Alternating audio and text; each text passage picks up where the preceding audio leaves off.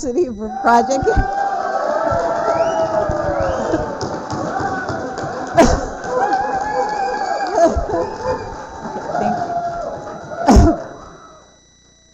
Awesome, dude. Okay, second time around's the charm. All right, we are waiting for Richard Hoagland, as usual. And meanwhile, what do we have? Do we have 12? Is anybody counting? Is that... First person who leaves dies. No, because it's the Last Supper of Camelot. No. Okay.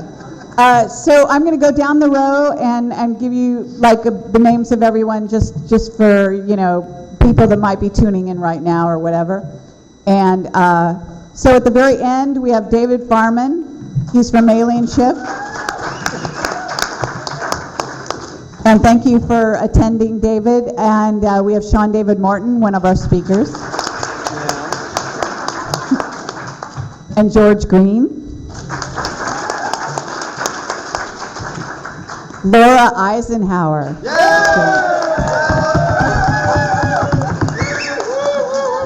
All right. We have Alan Steinfeld. Dead sexy, baby. Okay. Preston Nichols. Preston! Okay. The missing mystery guest, Richard Hoagland. He's actually stalling because he has to make a dramatic entrance, I'm sure. Jordan Maxwell was kind enough to come.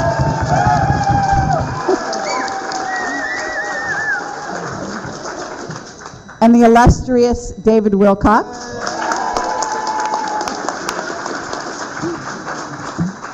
Okay. And Henry Deacon, a.k.a. Arthur Neumann.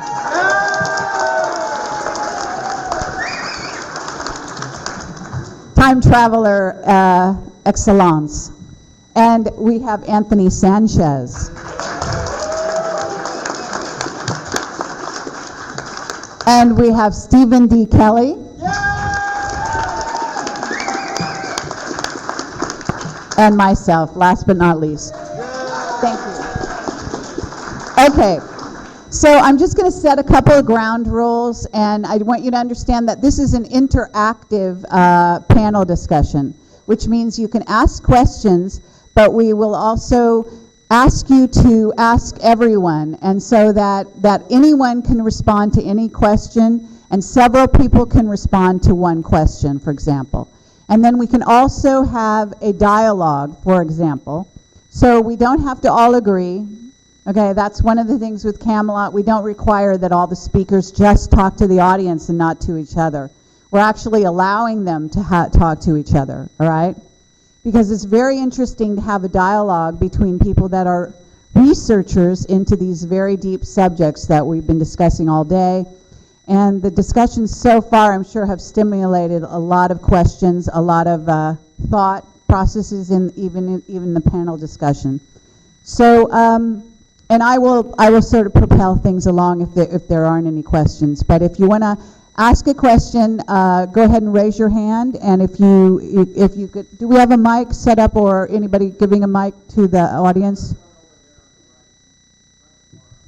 Okay. So we need a volunteer to run around the audience and hand the mic to whoever wants to ask a question, okay? So just raise your hand, the person will come by and hand you the mic. That's how we're going to operate.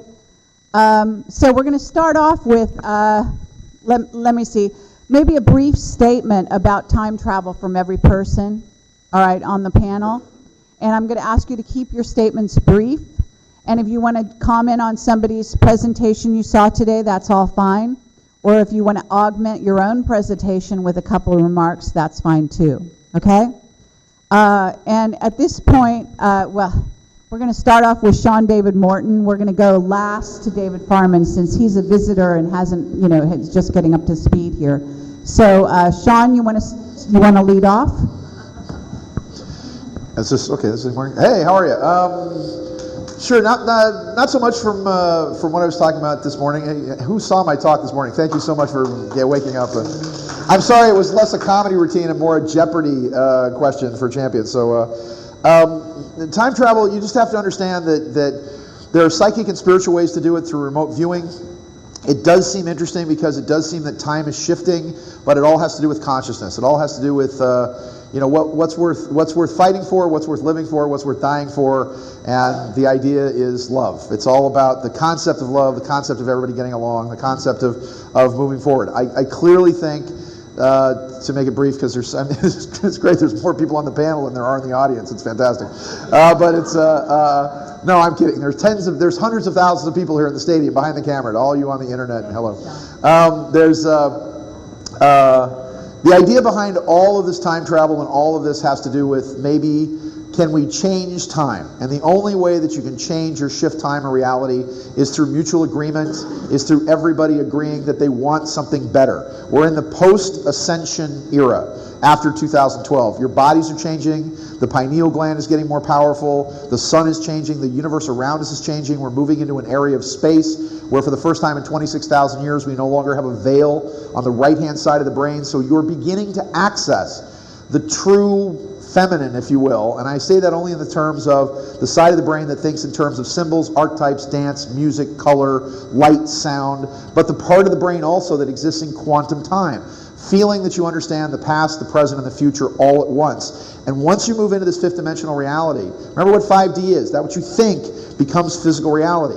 We together collectively have to think in terms of honor, of peace, of the things that we want, that we have to demand of our leaders and our government. Because remember, leaders don't lead. Leaders jump out in front of a parade and pretend to be leading the parade.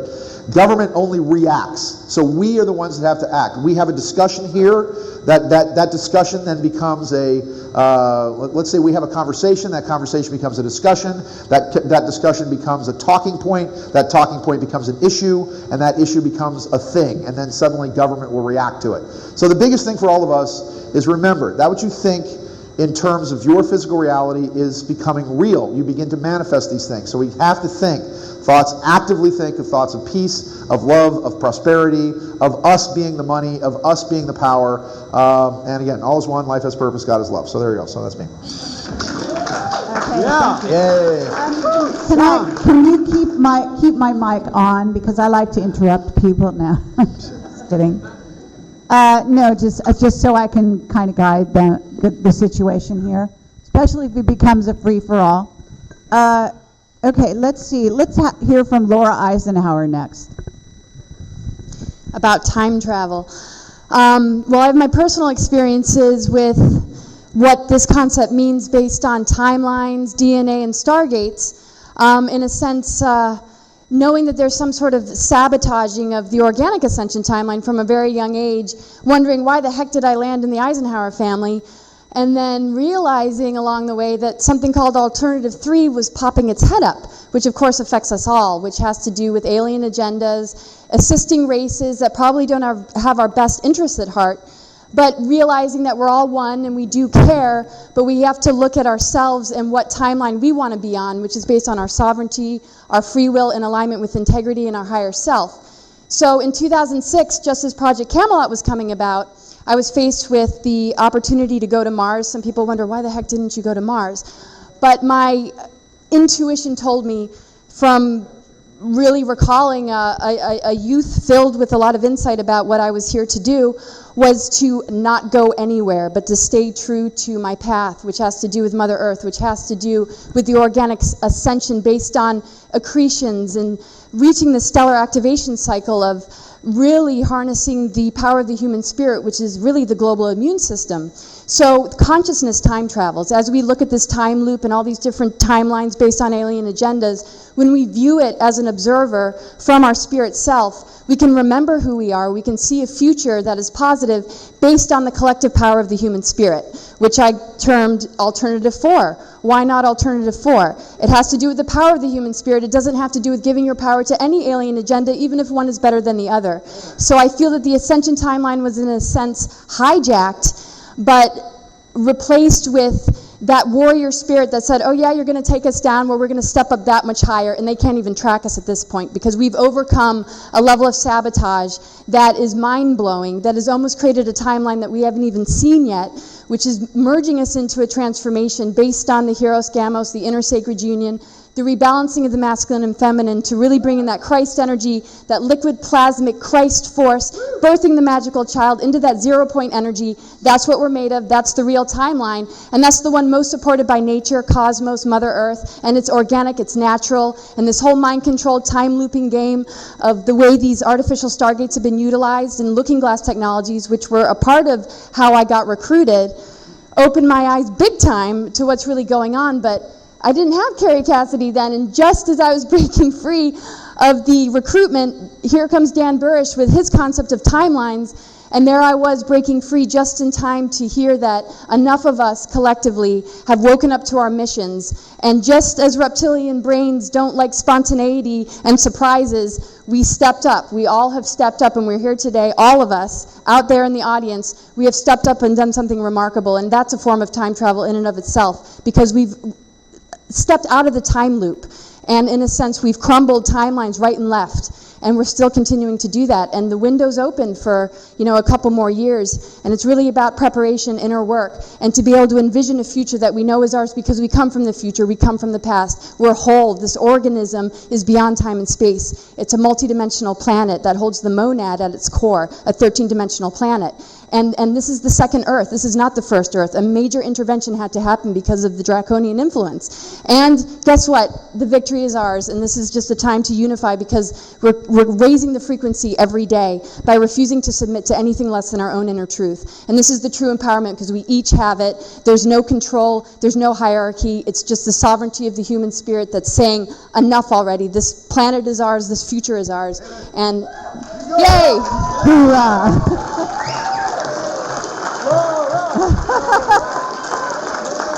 All right. Up high, baby, up high.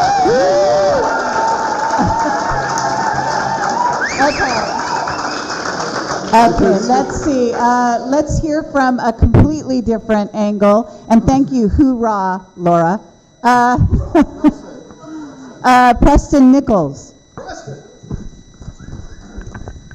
Good evening, folks. You probably know me as the author of the Montauk Project, which was one of the attempts to do physical time travel. And basically, my background is an electrical engineer and a quantum electrodynamicist, where I study the electrons and photons jumping from reality to reality. That degree came from Sandia National Laboratories. Now, the Montauk Project in a nutshell was basically a mind amplifier. It had an input network known as the chair, a bunch of electronic junk, and a transmitter. And what this thing would do, it would pick out the thoughts of the person entranced in the Montauk chair, and this equipment had the power to actually manifest objects if the person in the Montauk chair had time capability. In other words, if his mind was fully functioning into the parallel realities, the thing would literally open a time portal at the center of the final accelerator, because once you reach the speed of light, the particles now go in air, and as they crash down in the center, a portal would form controlled by a group of UHF cavities around the accelerator, similar to a magnetron or an amplitron, and this big delta antenna that would actually direct how the particles spiraled down and where the vortex went to. And the time travel was successful. You know, we had our mistakes out there. I'm not going to say we didn't make any mistakes. We made plenty of them. Many people ask me, would I do it over again? Yes, I learned a lot. Now, kibitzing with a lot of you people out there, what has come forward is that basically you all heard about the Montauk Project. You're interested in the more metaphysical aspect of my life since I turned 60, encountered the Grand Thunderbird, and now I'm going into healing art, using music to manifest, and I'm going into the genetic distortion in the genome of mankind, you know, the 23 versus 24 gene pair concept. And I'm also going to go into how our reality actually is made up.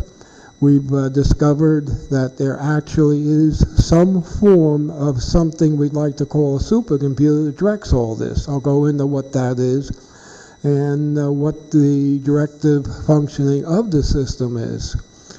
And just go into what's coming in the future. Don't misunderstand me. You cannot predict the future because the program is self-generating and every second it changes. You can predict the future based upon what you see at the time you're making the prediction, but by the time you might get there, it's all over anyway. Like in 2006, I was looking at the final galactic wave coming in 2012. Over the years, now it's pushed itself ahead to 2023, and I don't know if it's even going to come in then. So that's what my lecture will be about. Thank And you, I'll go into what's needed to keep my research going. Thank you. Thank you. Can I have some more time? Okay, thank you very much, Preston. Okay, we'd like to hear from Jordan Maxwell. Thank you. Since I've gotten older, I forget a lot of things, but I seem to remember that Francis Ford Coppola made a movie between Godfather 1 and Godfather 2, if I'm remembering this correctly. And he made a movie called Peggy Sue Got Married. And in the movie, she goes back in time to see her mom and dad, if I'm remembering this. And so, in the end of the movie, she wants to go back in time to see her mom and dad again when they were in high school to make sure that they got together. And so she goes to her grandfather, who knows everything, and she says that she wants to go back in time, and could he help her? And the grandfather said, well, obviously they got together because you're here. And so she said, yeah, because I want to make sure that they get together. So he said, all right. So I'll take you to a place where people do know how to go backwards and forwards in time. If that's important to you, I'll take you there. So he drives her, and at the end of the movie, he's pulling into a parking lot of the Masonic Lodge. And she says, Dad, Grandpa, this is the Masonic Lodge. He said, yeah, that's what they've been doing for years, going backwards and forwards in time. That's how they do what they do. So I just think that's very interesting that Francis Ford Coppola is telling you something. Steven Spielberg's been telling us something. George Lucas is telling us something. Hollywood has been telling us a lot of things. My friend Dick Gregory said Hollywood does three things. They tell you what your masters have done, what they're doing now, and what they're getting ready to do. And so Right on. that's why that one of my favorite quotes is, always trust a person looking for the truth. Don't ever trust the one who's found it. Because so many things are happening today that we have no idea in the world what the implications are going to be for the coming time that's coming very soon. But all I do know is that the science is far, far out ahead of whatever we think it is today. The people who are running this planet have technologies we haven't even begun to hear about and know about. So it's an extraordinary time in which we're living. And I want to thank you for being here. Thank you, Jordan. Okay, let's hear from Henry Deacon, a.k.a. Arthur Neumann. And if you want to tell me, you want me to call you Art? Yeah. Okay, Art. This is Art. Hi. You asked to keep it brief, so I'm not going to go on over my 4.5 hours or whatever and have someone fall asleep in the back. Okay. Someone fall asleep in the back of her. Anyway, I just wrote it down here. It says, we are all time travelers. I think we heard this earlier today. I agree with that. And you are constantly, this is all I think I've heard today before, we are constantly at billions of times per second selecting out of a cloud of probabilities what's going to happen and what future we're going to select. Basically, again, follow your bliss. That's all I have to say right now. Okay, thank you. Anthony Sanchez.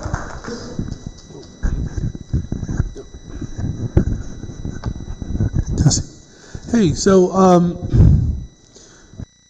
for years I've studied the works of various individuals, trying to gain a better understanding of what time travel is and how time travel can be achieved, whether it's within a physical realm or a pure mental and spiritual realm. One of the things that I've come to learn is that there are two types of time travel. There's interactive time travel, whereby you are purposely time traveling to affect the timeline and essentially disrupting the temporal or breaking the temporal prime directive along the way. On the opposite end, there's observational time travel, which could present us with an opportunity to go into the future, go into the past, and observe and learn without affecting the timeline. And those are two, areas for me that I've always really found to be the most interesting to study. And I think that there are groups out there right now who are working within this malevolent mind frame, whereby they either have achieved time travel or they're working towards achieving time travel for the purposes of affecting the timeline. And there's lots of speculation as to what groups could be behind those types of practices, but I have lots of information that I have put together based on what I feel are discoveries, pertinent to who these groups might be. And that's what I'd like to share a little bit of tomorrow. Thank you, Anthony. Can we hear from David Wilcock? How's everybody doing out there? You having a good time? All right, cool. So I'm going to talk about time travel from two angles. I'm going to discuss the overview that comes out of spiritual philosophy material such as the Law of One series, which tells us ultimately that there is only identity.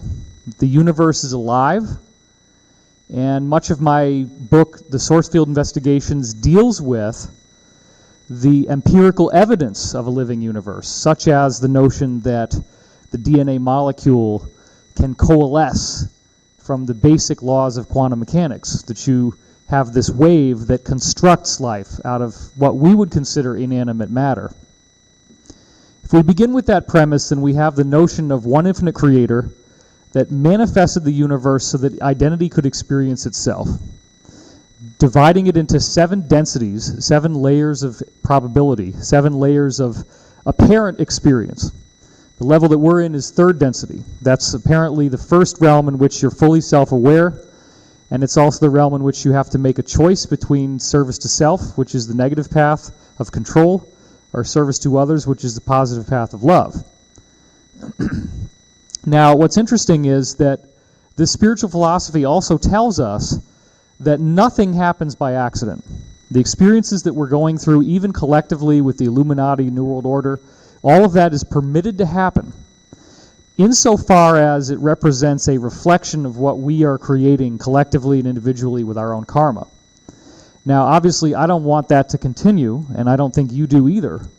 And the way that we get through that is by understanding how the collective mirrors the individual. Now, time travel from the Law of One perspective is being used to balance the planet so that these negative guys are never able to get too far ahead. You'll notice that despite all of the fear-mongering that's been out there on the internet for so long, we haven't seen martial law, we haven't seen internment camps, we haven't seen complete breakdown of society, cannibalism. I know Art has heard this stuff for years, all the insiders have heard this stuff for years. It still hasn't happened. And Sean has heard it for years too. And he actually believed it, but I didn't, so I won.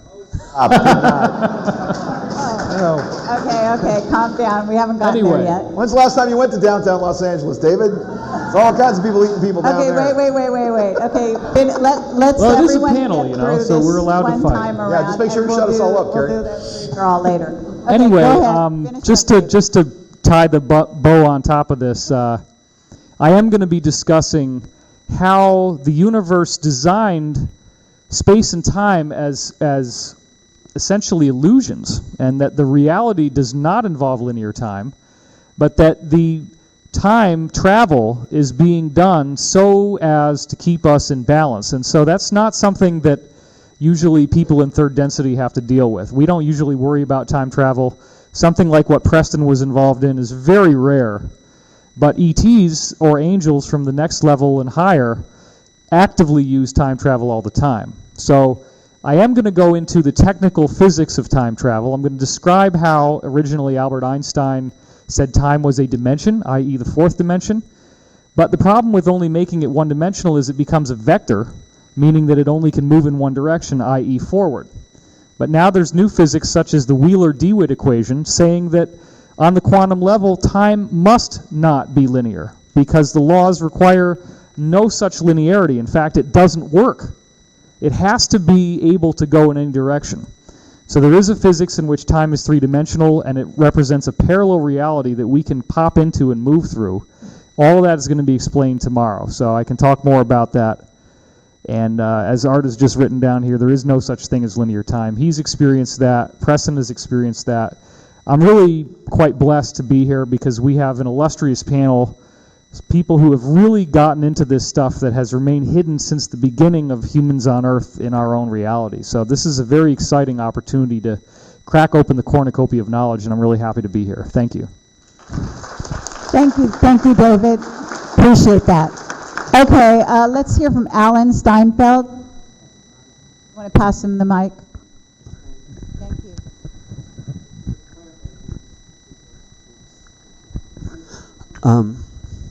Yes, I think this is an amazing panel, and the scope of knowledge and perspectives is really important because, to borrow a line from Richard's friend Gene, it's not the space is the final frontier, time is the final frontier.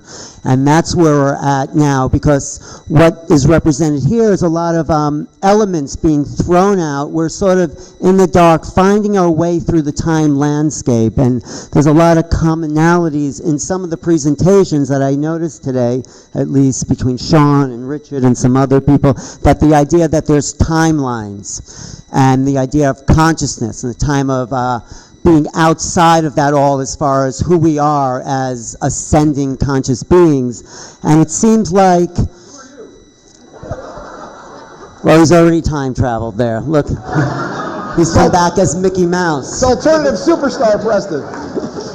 But what's interesting, I noticed is that Those glasses from Lindsay Lohan? Is that taking some of the points from what Richard said and what Sean said, there seems to be a diversion in the timeline that we're on now, and somehow we've gotten off in a sort of descending direction that probably will come back to at some point. But it seems like the Mayans and some of the astrologers were able to pick these points in time and space that were advantageous to this timeline jumping.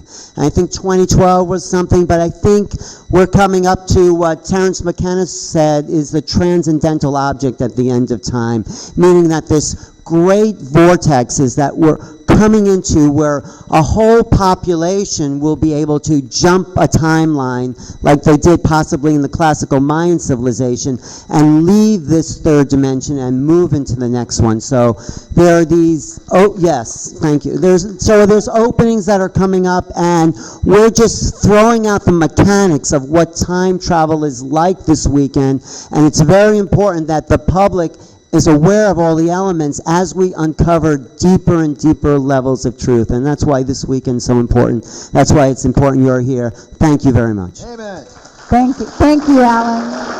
Thank you. Okay. I have to announce Preston has a date with Elton John after this show. So. Okay, thank you. I appreciate it, the comic relief.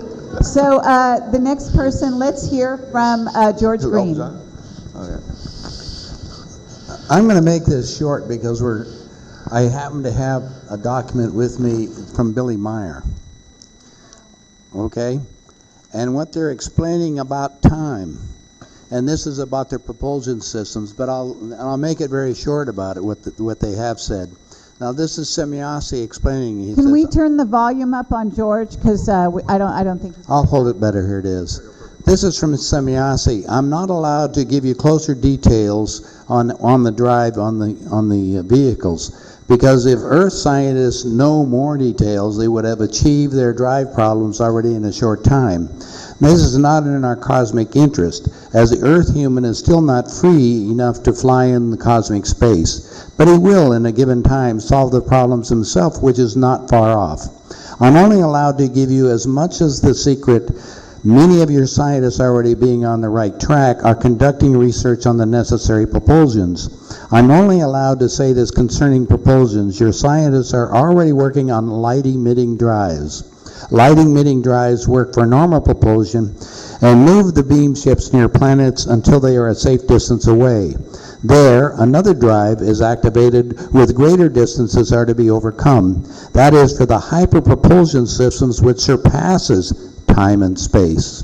We call both of these propulsions by other designations, but the sense is similar.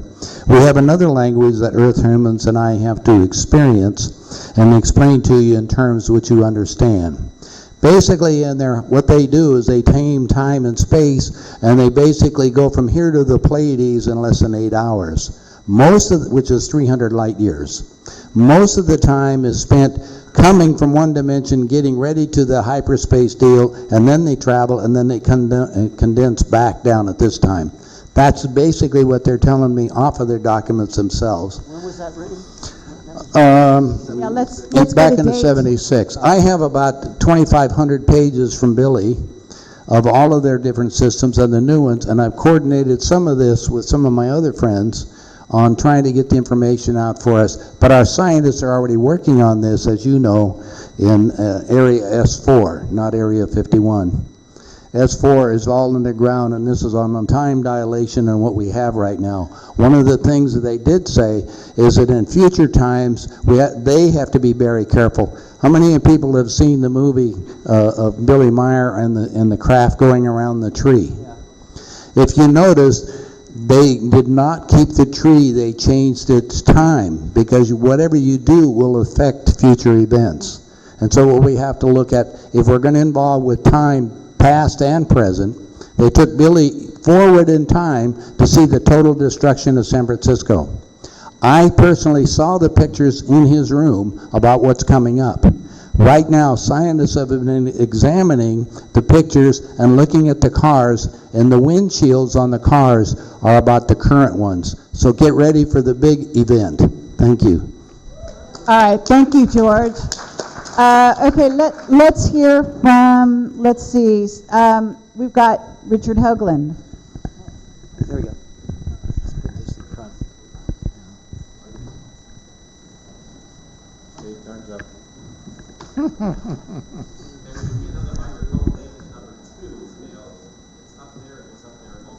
It should be somewhere around here, but it's in a different One time. of them is going to be used in the crowd to walk around. See, One that I've was in a got. different time track. So We only anyone have wants one. to give us more microphones, we're open to that at any time. What strikes me about this conference is how timely it is. No, seriously. As I said earlier, even I was saying to Orem at dinner, even a couple years ago, I could not have shown you what I showed you a couple hours ago, because A, I didn't know a lot about it, and B, I wasn't confident that what we thought we knew, we actually can demonstrate. What strikes me now, listening to everybody here, is how all us independent souls are kind of honing in on the same set of precepts and ideas and extrapolations as to what's happening and where we're going. Some of them a little more hopeful than others. I don't think I'm agreeing with the destruction of San Francisco, but we will see. What's stunning to me as I was putting this together, and you know, Carrie, it's really important to do these things, because when you're forced to actually order your thoughts to present to you guys, it forces a rigor and a discipline that if you're not forced to really kind of think about things in a certain way, you can get lazy, you can get intellectually lazy, you can get self-satisfied, you can get too confident. You can think you know too much of what you don't know. And the process of putting this together for this conference really crystallized a number of things. One of which is, I think the timeline was definitely interfered with. That's number one. Last night.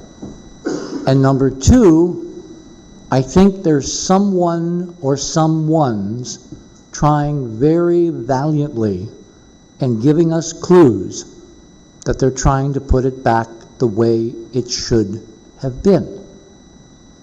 I even can give you a possible date. I know it's not 2023 or 2072. I think you were talking about that last night. No, 20, 2025. and 2036. 20, okay. It's different dates, but it's whatever. To do, for what? Date for what? The point is, as part of what we looked at Chichén Itzá, I now believe that the Mayans were right. I mean, look at their total obsession through a long period of time with time. And then look at how the 1940s transliterations of their timeline, the 13th Baktun, etc., into the Gregorian calendar caused such controversy then and now. And there is still, you got the Callahan guys, and you've got John, and you've got others that are looking for when that date, the end of the Baktun, the beginning of the next cycle, should have occurred. I now believe that we're probably off in the conversion by 4 years. That in fact, this is now 2009 by our calendar. And 2012 is still to come. Now, the danger of saying that is that every fear porn monger out there who is preaching and hoping desperately for doom and gloom and cats and dogs living together and all of that stuff are going to have a field day, including that person. The good news is, if someone is trying to really shift the timeline back to what it should have been, then those realities are merely propaganda. They're actually out there to contaminate psychically through consciousness, negative consciousness, which, as we demonstrated Chichén Itzá, can affect the force. That graph showing the coordinated, focused spiritual meditation changes in the vicinity of that pyramid are crucial to understanding that this is an interactive, participatory process. You are not here to listen to us. You are here to participate with us in what the gestalt of this weekend is supposed to be about, which is, bottom line, to change the timeline to what we all want. And the physics tells me it's doable, it's possible. The bad guys are trying to keep it the way it is because they like it that way. The good guys are trying to give us a shot at making it the way it should have been. And the bottom line, and then I'll quit, is the future is literally up to us. The physics now tells me it is in our hands, so we simply have to choose. Right, David? Yes. Okay, thank you, Richard. David Farman? Good evening. I want to thank you, Kerry Cassidy, for letting me speak. Thank you. And I'm honored in front of my peers, Mr. Jordan Maxwell, Mr. Sean David Morton, and all other speakers here. Thank you. And good evening, ladies and gentlemen. Saeed David Farman, Alien Shift, alienshift.com. I've been blogger 20 years, and we started from Yahoo 20 years ago when 1,000 people, very highly sophisticated military people or researchers those days, they were blogging with us, and we down to very deep discussions, and suddenly about 5-10 years ago, they all spread out. They all lost the concept. And something made us very confused. I think could have been the 2012 issue. It was all made up. I believe 2012 issue was undercover to confuse us. But that's something we should talk about it later. Basically, my position is time does not exist. Once you put your feet on the UFO and you leave the planet, you're on a universal continuum. Time is only for humans in the planet Earth. That changes the whole concept of time, and this is some illusion and something we have created for ourselves. So looking at the universe and universal time, that there is no time, universal continuum, people like Bernard Mendez, Project Pegasus we recently interviewed, he was the actual most influential in front of ET contact with Nixon administration, that he's been talking, and we're trying to get him on the panel in Los Angeles. Is a lot of mind control behind stopping him talk, but mainly is he explained on the interview that with all the research he did with aliens, extraterrestrials, they found that time does not exist. So it's like a continuum that we're all in it, us and other planets, and it's all in there if you imagine in a global, in a globe, like everything hanging together. There is no time yesterday and 10,000 years in front of us or behind. They're all happening right now in multi-lines and multi-parallel lines, and you might have different entities yourself that they're experiencing different timelines as we speak. So you might be in many different factions. Your other entity could be in different age, in the future or past. There is no past and future. They're all events that simultaneously happening. So this is based on Bible code, mathematical code that is already been written, based on Quranic or Vedic verses that the whole time and events are already written. We just experience, and we can change some parts of it. For example, if Richard decided not to go on the ship on 2012, or Sean didn't, he changed that event. That was his, but in actuality, what is written in the Bible code is written, it will happen. We can change some part of it. So our purpose and goals already, by coming to this planet, is fixed, and basically going back to... Okay, David. Yeah, so time is limited. Thank you so much. All right, thank you, David. We wanted to give Stephen Kelly. Can I make a quick comment on something Richard said? Can I make it? Okay, let me make a quick comment on something Richard said. Actually, no, I have a mic here, so you guys here. So, look, 2012 wasn't a trick. We're in a post-ascension frequency right now. Consciousness and involvement in consciousness takes time. Jesus and 12 of his pals, it took 325 plus years for them to affect the change of what's going on. We're living without the veil on the right-hand side. We're adjusting to this amazing new energy. I told you that people are having problems with like night sweats from 3 to 5 a.m. as they're bombarding, as all this junk is coming off the pineal gland. What I want to talk to, just comment with Richard about, a couple of years ago, I went to... wait, I have to stop you. You're going to have to do this after, because we're going through everybody. Okay, I'm sorry. I thought everybody had a chance to talk. Okay. No, Stephen didn't get a chance, so we'll do that. Because I'll forget, Carrie. So, and it was world-changing. I don't want you to forget. And earth-shattering. You're a smart guy. You'll change time remember. and space as we know it, but now... I hear you. Calm down. We'll get there. It's all that pot I don't smoke. Okay. Stephen Kelly. Thank you, Sean. Stephen Kelly, please address the issue.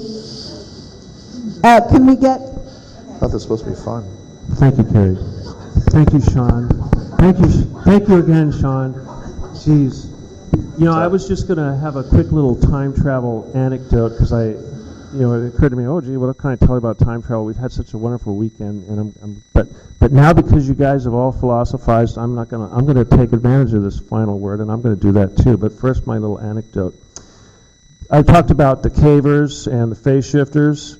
One of the things these guys like to do is they buy the restaurants And they get these restaurants that have been in a certain location, say for like 100 years or longer, in the same ownership. Why do they do this? Well, they'll go in the head in 1 year, and they'll come out of the head in another year. And they do this because they know the restaurant's going to be there. You know, so they buy, oh, this restaurant's been here 100 years, great, let's buy it. And now they've got a jump spot. It's very convenient. That's my little time travel anecdotes. Little things, logistics that you don't think about. Now, philosophy. First of all, you know, Bashar was so right on today. I mean, you want to get into the physics and just, I hope, you know, and he kept repeating himself because it's like he wants to make sure that we get it through our heads. And the one thing that he said that I think that really sunk home with me is the single point in the empty entire universe that occupies every single point at every single time. And I used to think, yes, we are all one person living through each other's bodies and taking turns being that person and getting experiences. But now I realize we're less than that. We're the same point of matter, taking turns being all this different matter. Now, Richard, props to you. I like the way you ended, and because I'm all for having control of our timelines. And I was just as doom and gloom as everyone else in 2012 and, you know, Nibiru and phase shift and everything else. But I do believe that physically, we do have the physical, mental power within our auras and our spirit bodies to manifest and change and create the reality we want. And again, like everyone has said so eloquently tonight, we can create the positive timelines. I think Bashar, everyone has said it in so many different ways, but ultimately if we walk away from this thing and everybody goes and creates a reality that's beautiful and not ugly like they want us to focus on, we'll have accomplished our mission.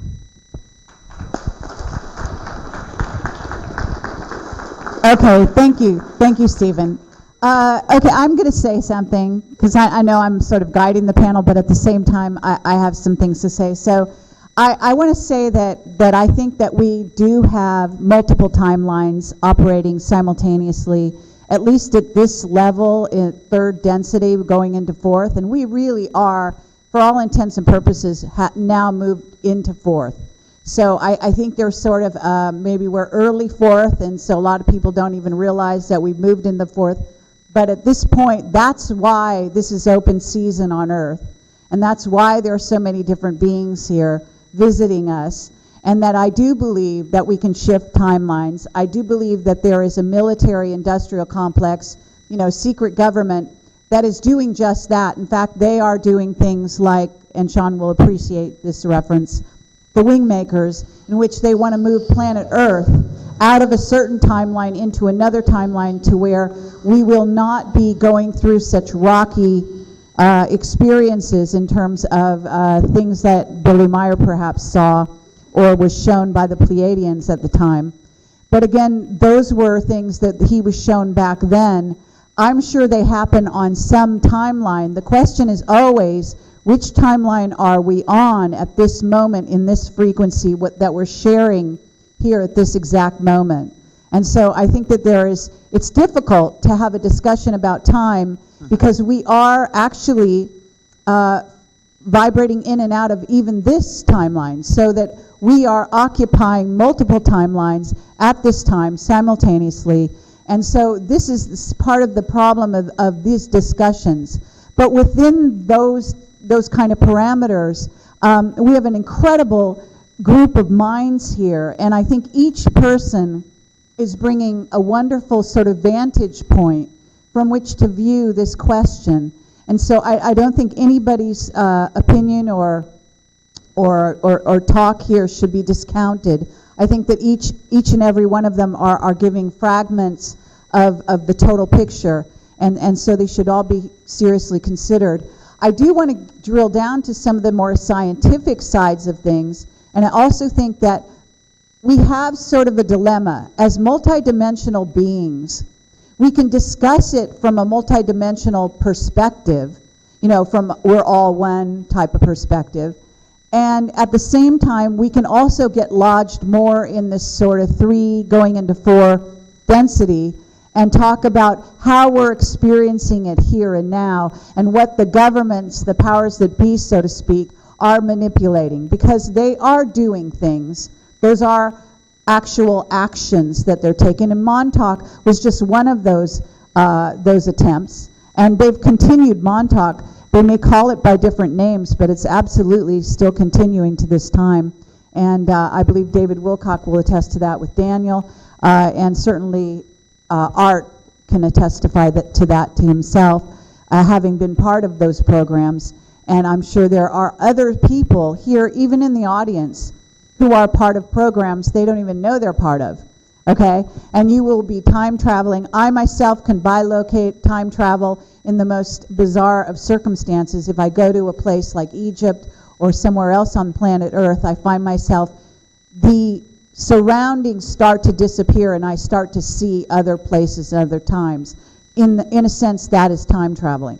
So, with that in mind, that it's multiple, we'll go back to Sean, and now we can have, now that you've heard from everyone, we can do sort of an open discussion, but we also would like to take questions from the audience during the process. So go ahead, Sean. There's the mic there. Actually, that's the mic for the audience. Yes, there's a mic out in the audience. There's a volunteer with the mic, so all you have to do is raise your hand, and I will call on you when the opportunity presents itself, and she will walk over with the mic. Go ahead. Very quick. I talked to Richard about this last night. We were having dinner.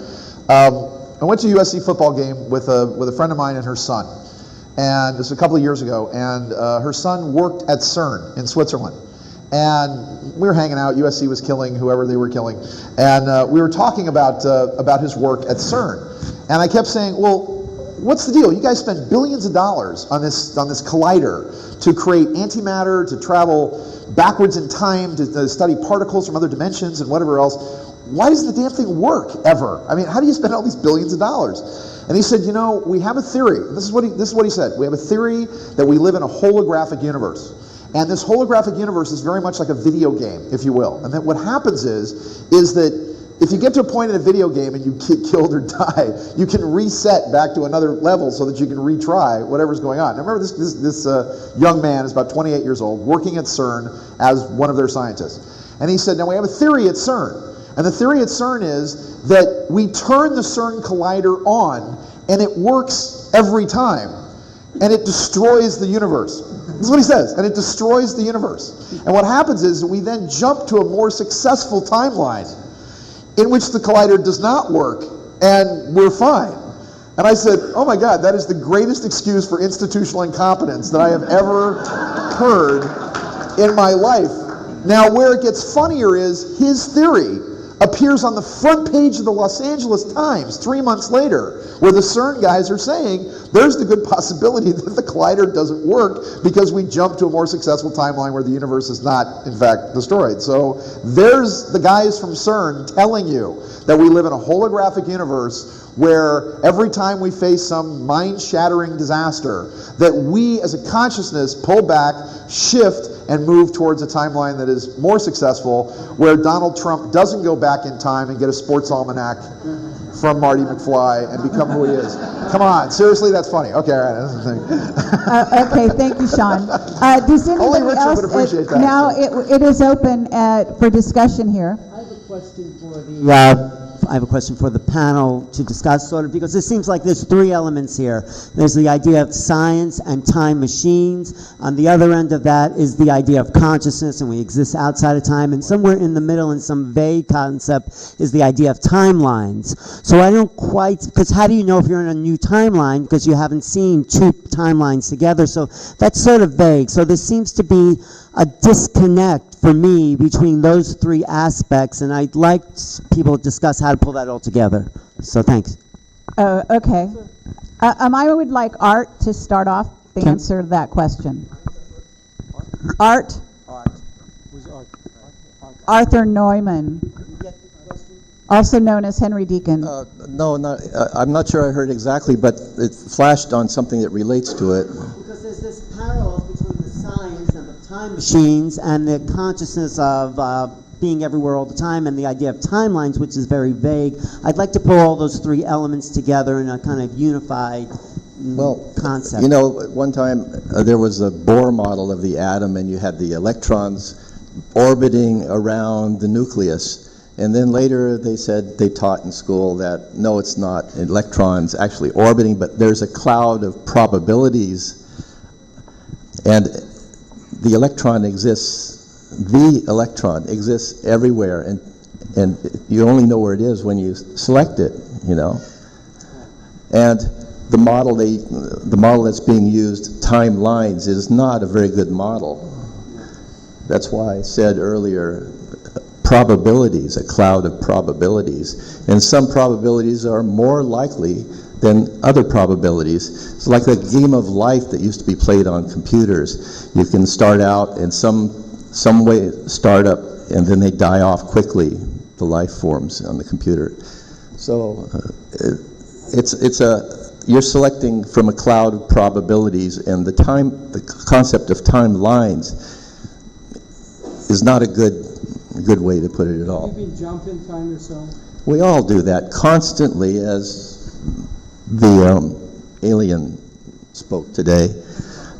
We're constantly doing it at a very rapid rate, and it is not completely a smooth. It is in steps, but very minute steps at a rapid rate. So, but we're doing this on a mass conscious level. We're all actually one consciousness at a higher level, and as slightly put today by that same man, this is all coming from one point. Everything's coming from one point. And I've got a quote from an ancient thing. It can be written, ancient man back a few hundred years ago said something like, "Truth is a single point, but the ignorant have multiplied it." Camelot can drink to that. Okay, does anyone else want to address, because I think we can open the discussion to more than one answer to the question. Testing. Excuse me, Arthur, I was asking... Well, no, I'm sorry. We're going to still stay with Alan's question, if you don't mind. So we're going to... It's Alan's question. I know, but we're going to go to another person to answer Alan's question. Appreciate that. Okay, Anthony, you want to answer that same question? I think that there are many different viewpoints with respect to time. Not necessarily time travel, but the way time itself is perceived. And I think one of the ones that's left off the table is this biological property that nobody really discusses. Terence McKenna taught us that when we really look deeply into ourselves, aided by hallucinogenics or other types of methods that primitive cultures around the world have been employing for thousands and thousands of years, whether it's to seek their spirit animal or to find a spirit truth. I believe that one of the things that they're doing is tapping into this vast amount of information that is already stored within the genetic code. Scientists recently have discovered that, human DNA can essentially act as a hard drive, storing, millions of bytes of data, far beyond, teraquads of information. And I've always, told people, based on the research that I've synthesized from others like David Wilcock and Graham Hancock and Jordan Maxwell, and, when you pay attention to what these guys are saying, is that you begin to understand that within our own genetic code is quite possibly similar to what in software programming are known as algorithms. And these algorithms sometimes, perform functions. And in this case, it is the storage of something that I can only equate to what is called an engram.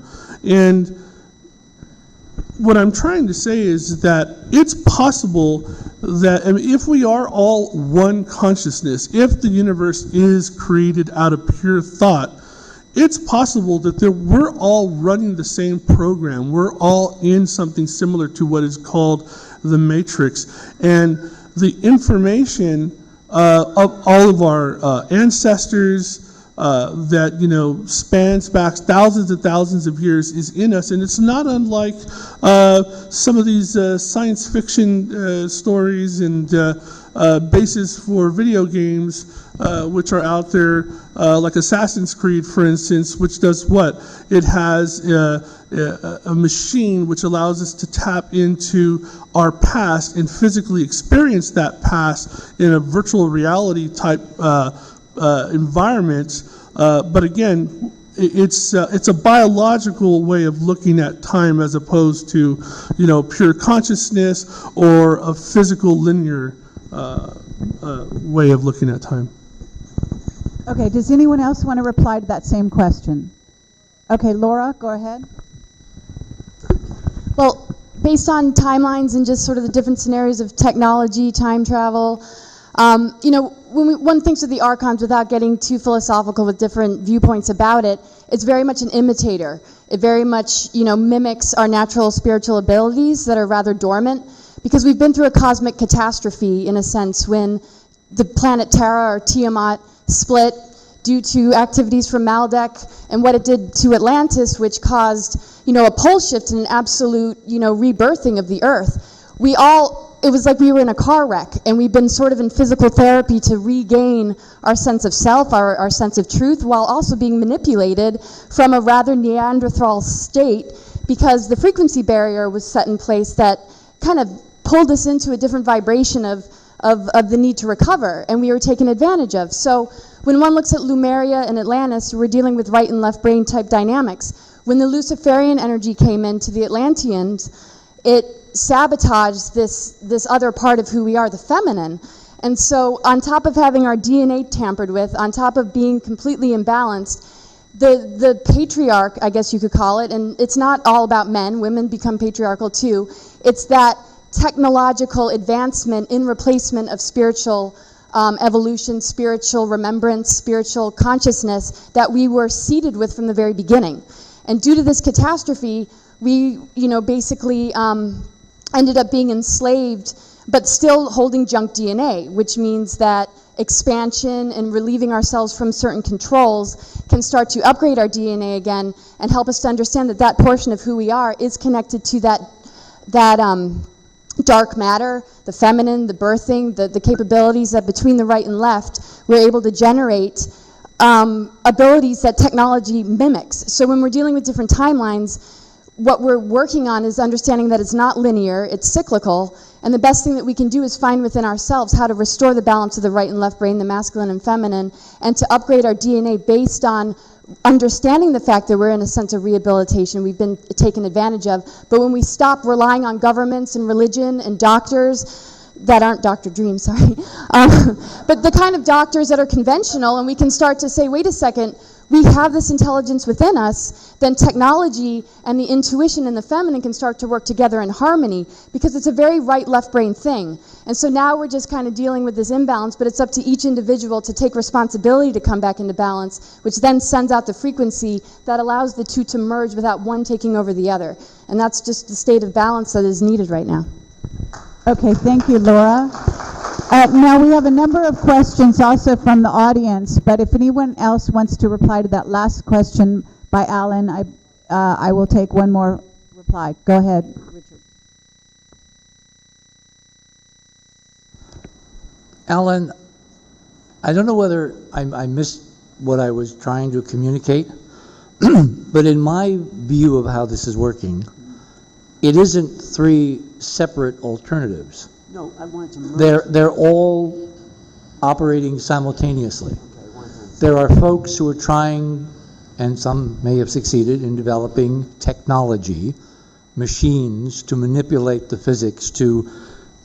I still like the idea of timeline because we experience a linear process, so a line is a linear process. The fact that intrinsically it's not linear is a second order question to our experience of it. So in whichever reality we wind up, we think of it as a linear process until we get a little deeper and then we start understanding. It's kind of like how a hard drive on a computer works, where you've got a platter spinning and it's got lots of data, and you've got this stylus, this electronic stylus that hops back and forth, and it samples data, but it doesn't sample it contiguously.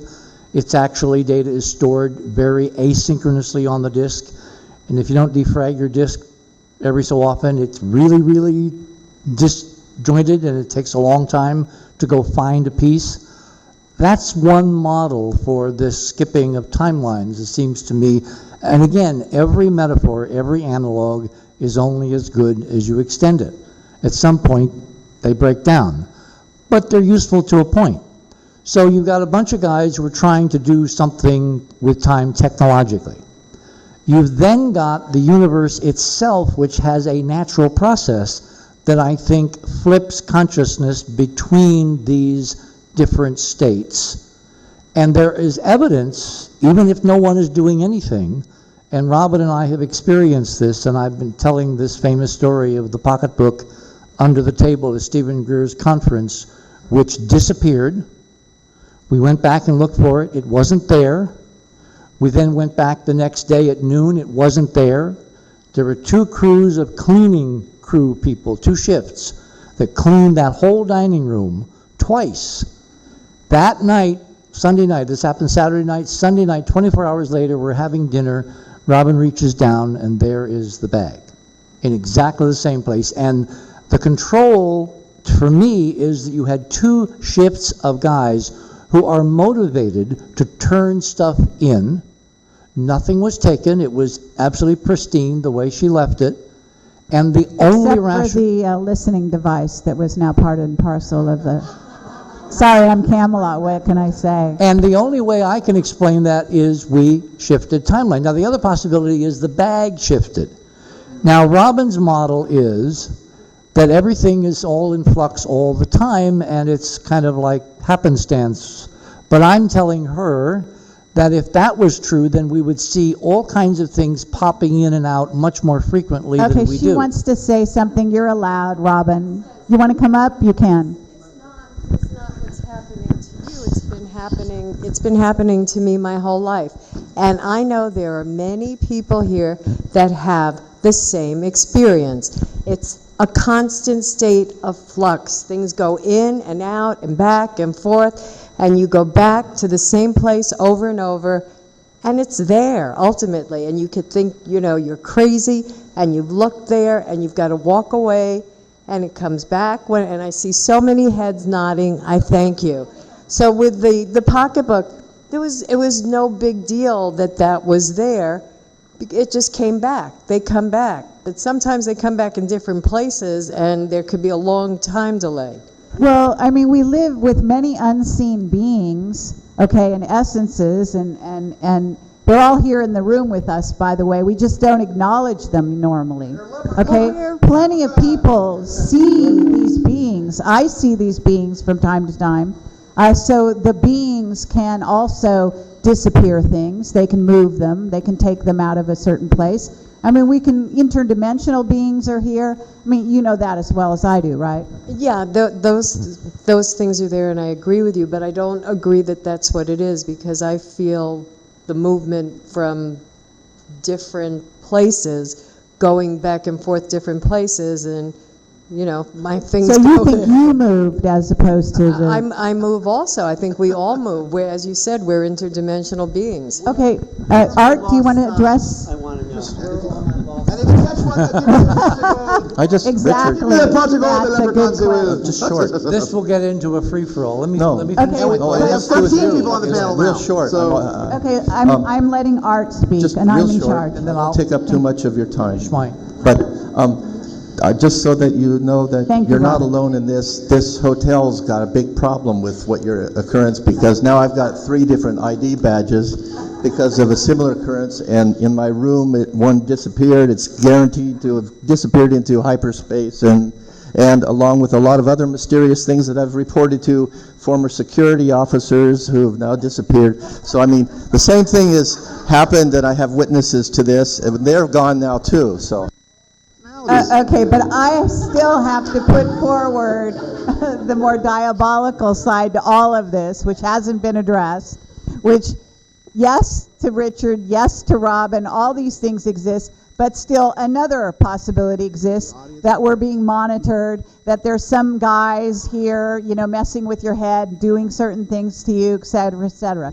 So that's also a possibility. I'm just saying these are alternatives, right?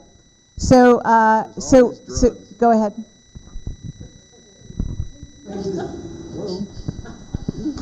Hello. Okay. The thing that made this so interesting is that it was a shared experience. Yeah, long before Robin and I met, she had these things happening.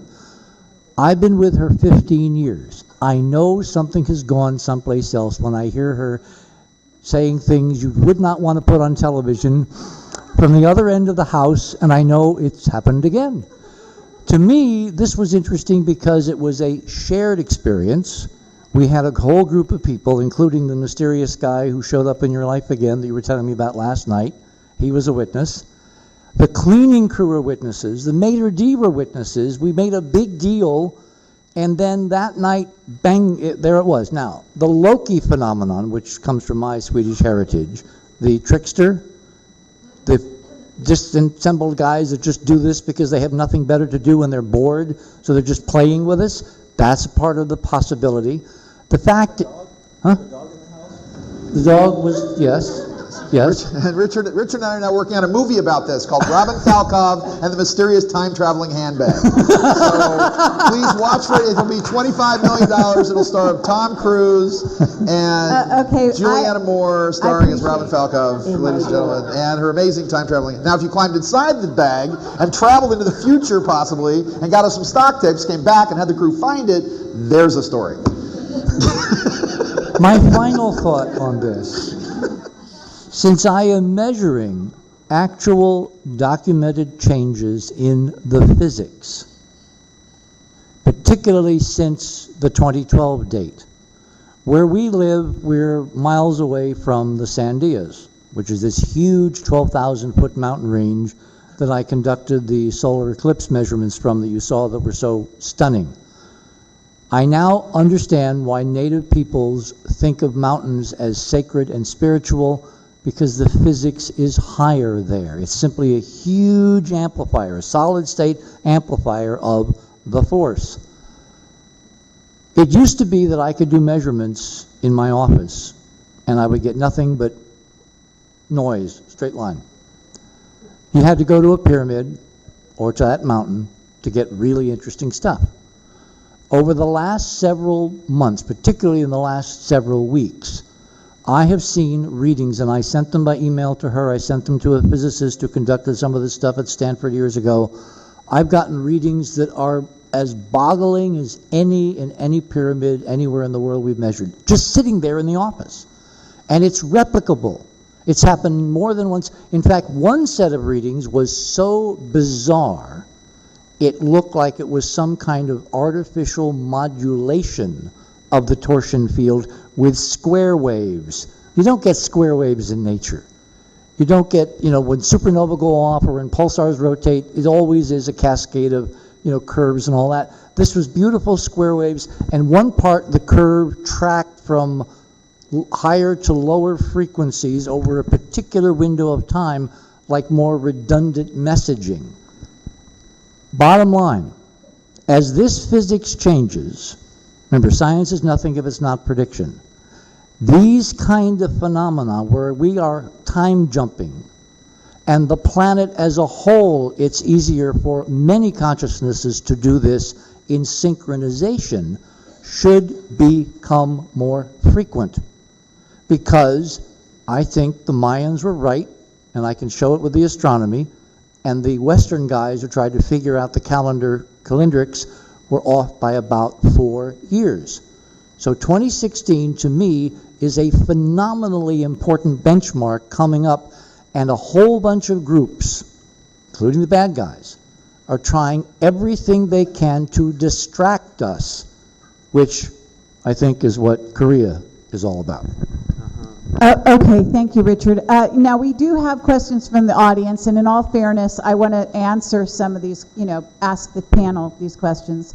So I know this, this could go on all night, because this topic is just reaching its sort of zeitgeist, if you will. And it's absolutely fascinating, I know, to me, and I think to all the panelists. And so, and obviously, you guys made it through. You made it here. So clearly you're interested, and the people live streaming as well, I think, are fascinating. But we are in a situation where we have kind of limited time, speaking of time, even though it's an illusion. And it's not linear, and there's no timeline. But with that in mind, because we have to speak about these things, we're gonna have to use some of these terms that are relatively inaccurate. Can I break in for 1 minute? Yeah. Can we have more water up here? More water for the speakers, meanwhile. Okay, someone would like, is this to you? This is to you. Kindly tell us the story of your cousin, the truck driver, and his strange encounter. Is that to you? Okay.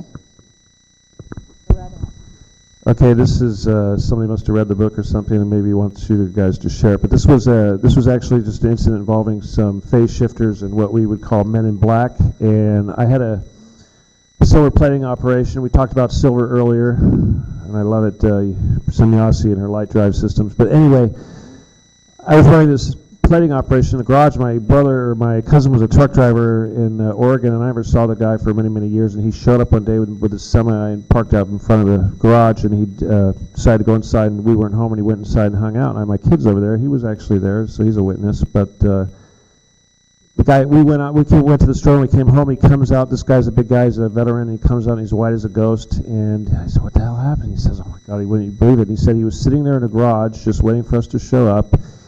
And next thing he knew, he was frozen. He couldn't move. He had tunnel vision.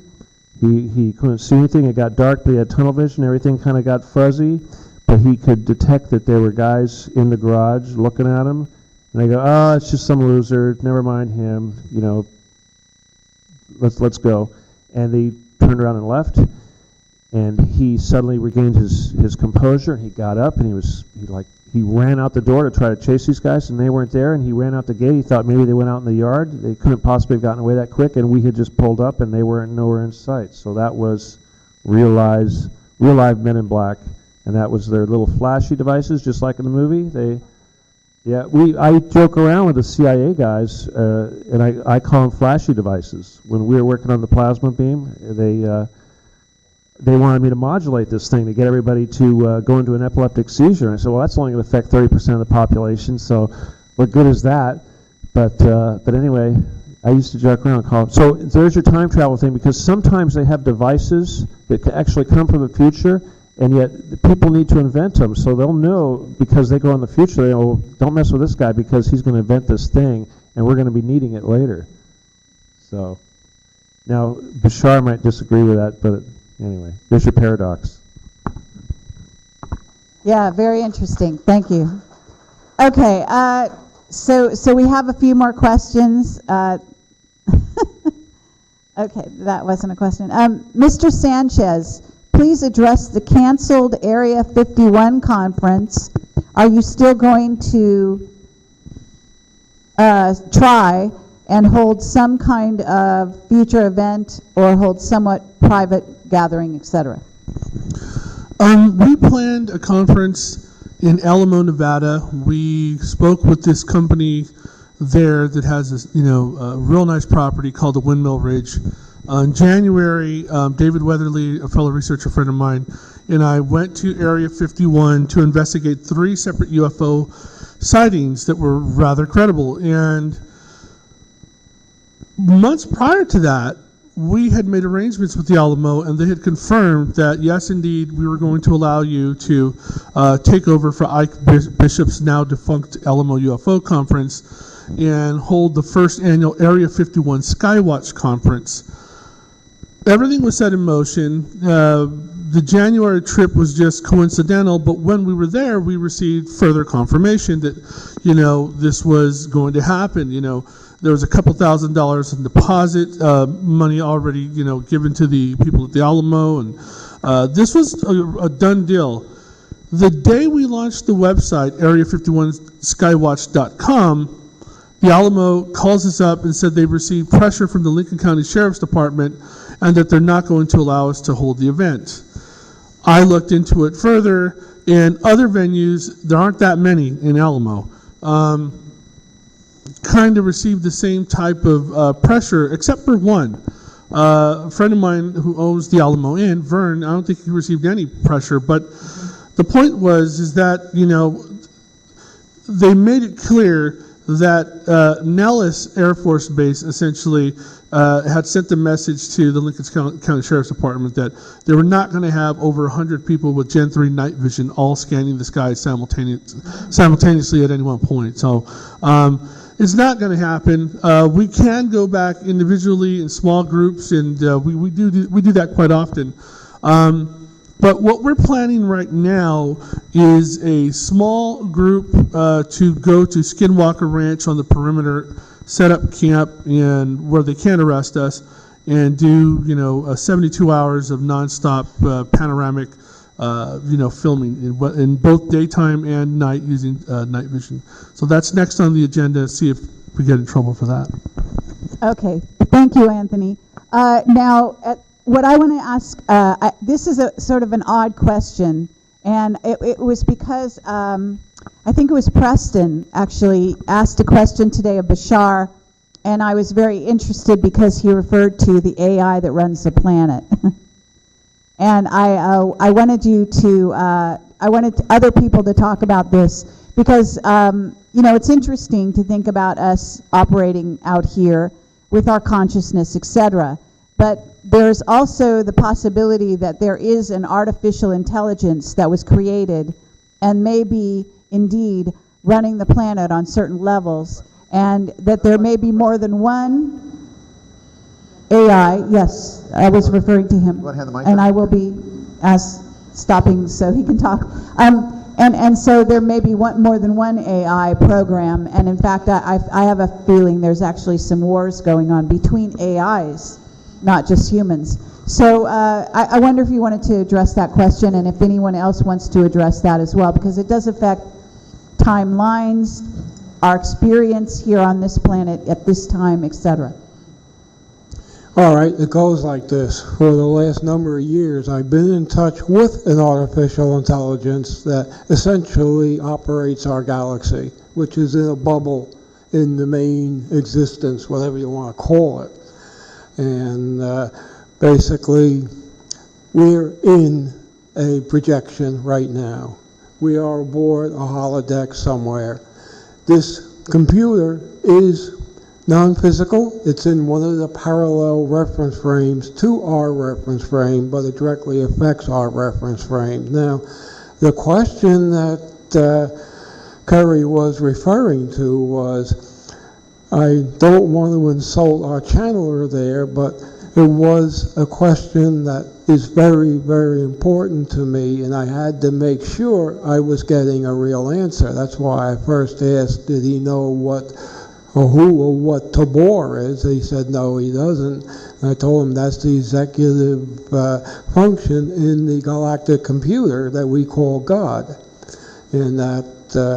Tabor? Tabor. Okay. Which is robot, spelled backwards? No, that'll be robot. Oh, okay. Robot. It's Tabor. Oh. That's the name I've identified for. It's probably known by a gazillion other names. What happened on March the 23rd, the duality, which had merged into a single critter, whatever you want to call it, I'm avoiding calling it a god. I'll be honest with you people. But everything is pointing that that's what we call God, since that is what runs our reality.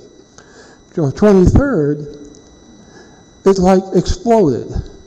And I couldn't find anything from the negative function, which we know is Ra, and the Tabor function. I was able to pick up pieces of it out of the computer.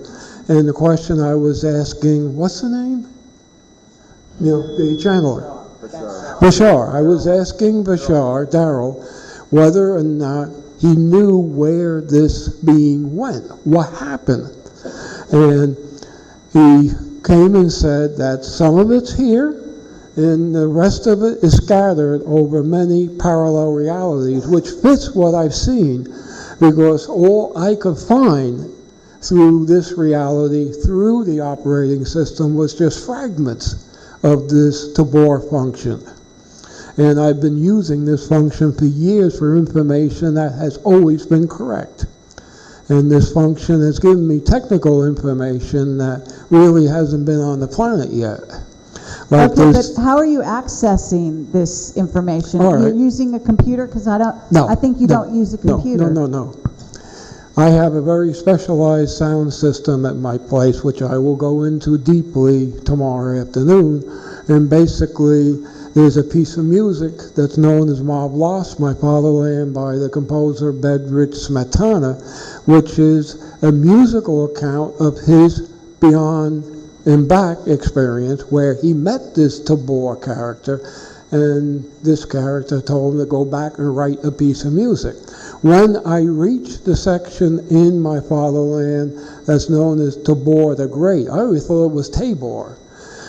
That's when I encountered this extremely intelligent being. It started with me first through another recording, which is Justin Hayward's Broken Dreams, the one that has that odd droning noise at the end of it. And Preston of the Future told me to look in that droning noise, and that's when I saw the destruction of the planet. Almost like you get a nuclear blast when you're talking to somebody through a technical connection, you get this odd droning noise as the equipment's being destroyed. And that's what happened, and I checked into it. I went outside, and it was 2012. This was in 2006. Now, it's shifted ahead to 2023. That's what it looks like to me. Understand, I'm not making a prediction. You can't. Because this computer program is self-generating, which means every little nano bit that comes from everyone on this planet to the Earth, the Earth system, the Earth terminal, basically changes the program. Every nanosecond, this program is constantly changing. This is why first I saw 2012, and then it shifted to 2023. And to be honest with you, I'd like to get this function back. It's been very informative.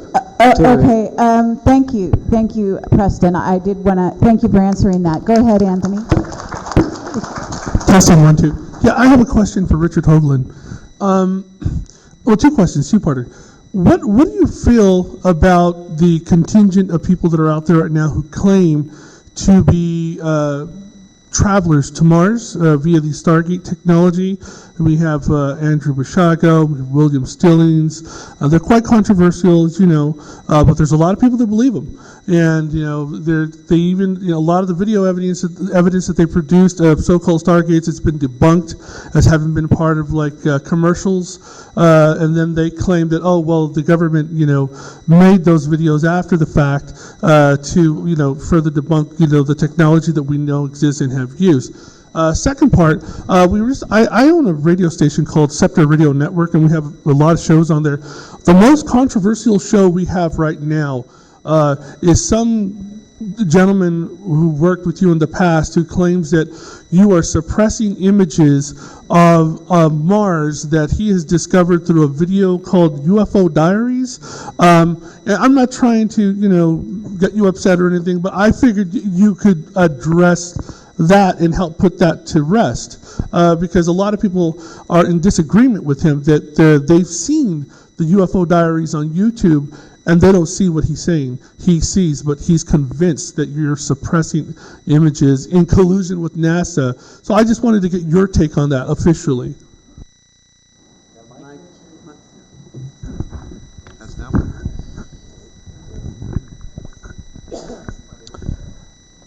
Hello?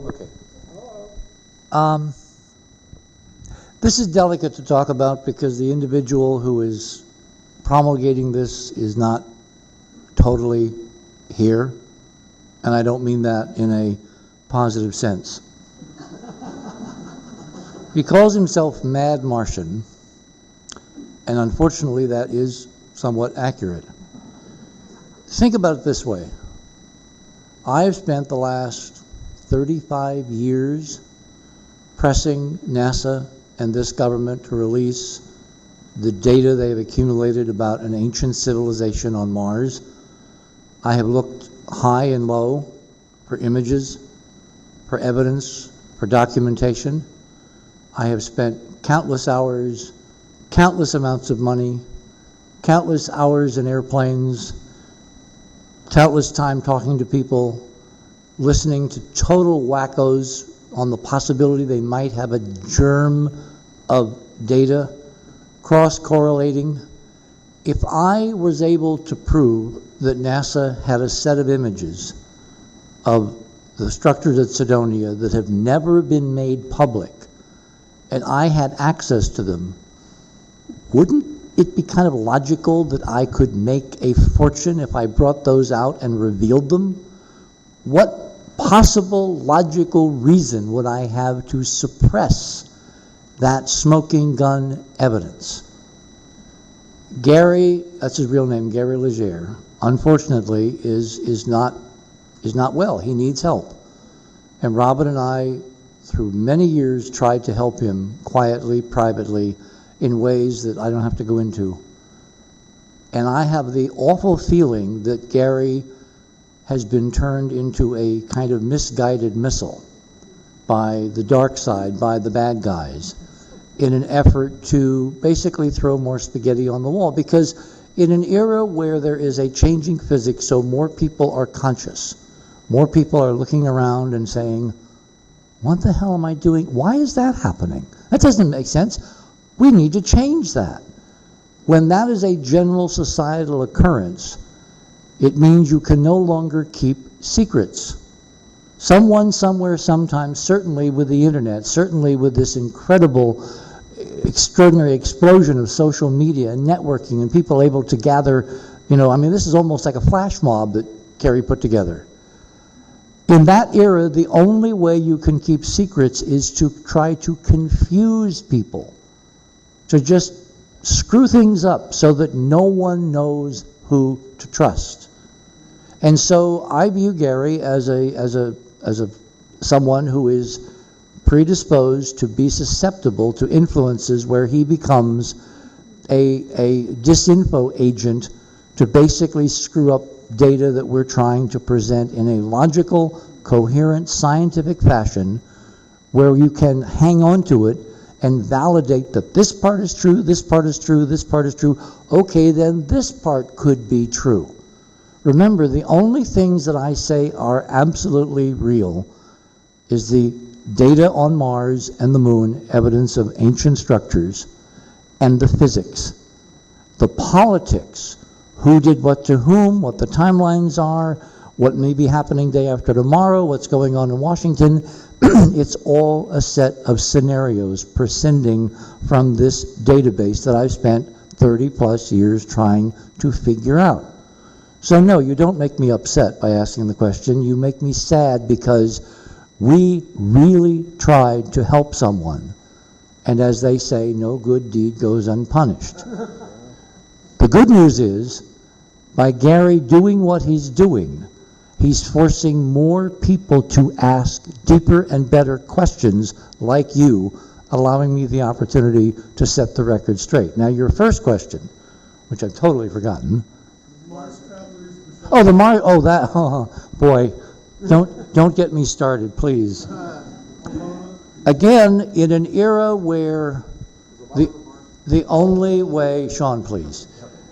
In an era That's what where they say. They say go to Mars. Let me make a disclosure here, a disclaimer here, a public disclaimer, because we are live, and I just want to protect everyone here. So these are the personal opinions of our guests, and they are allowed to have a personal opinion when asked a question.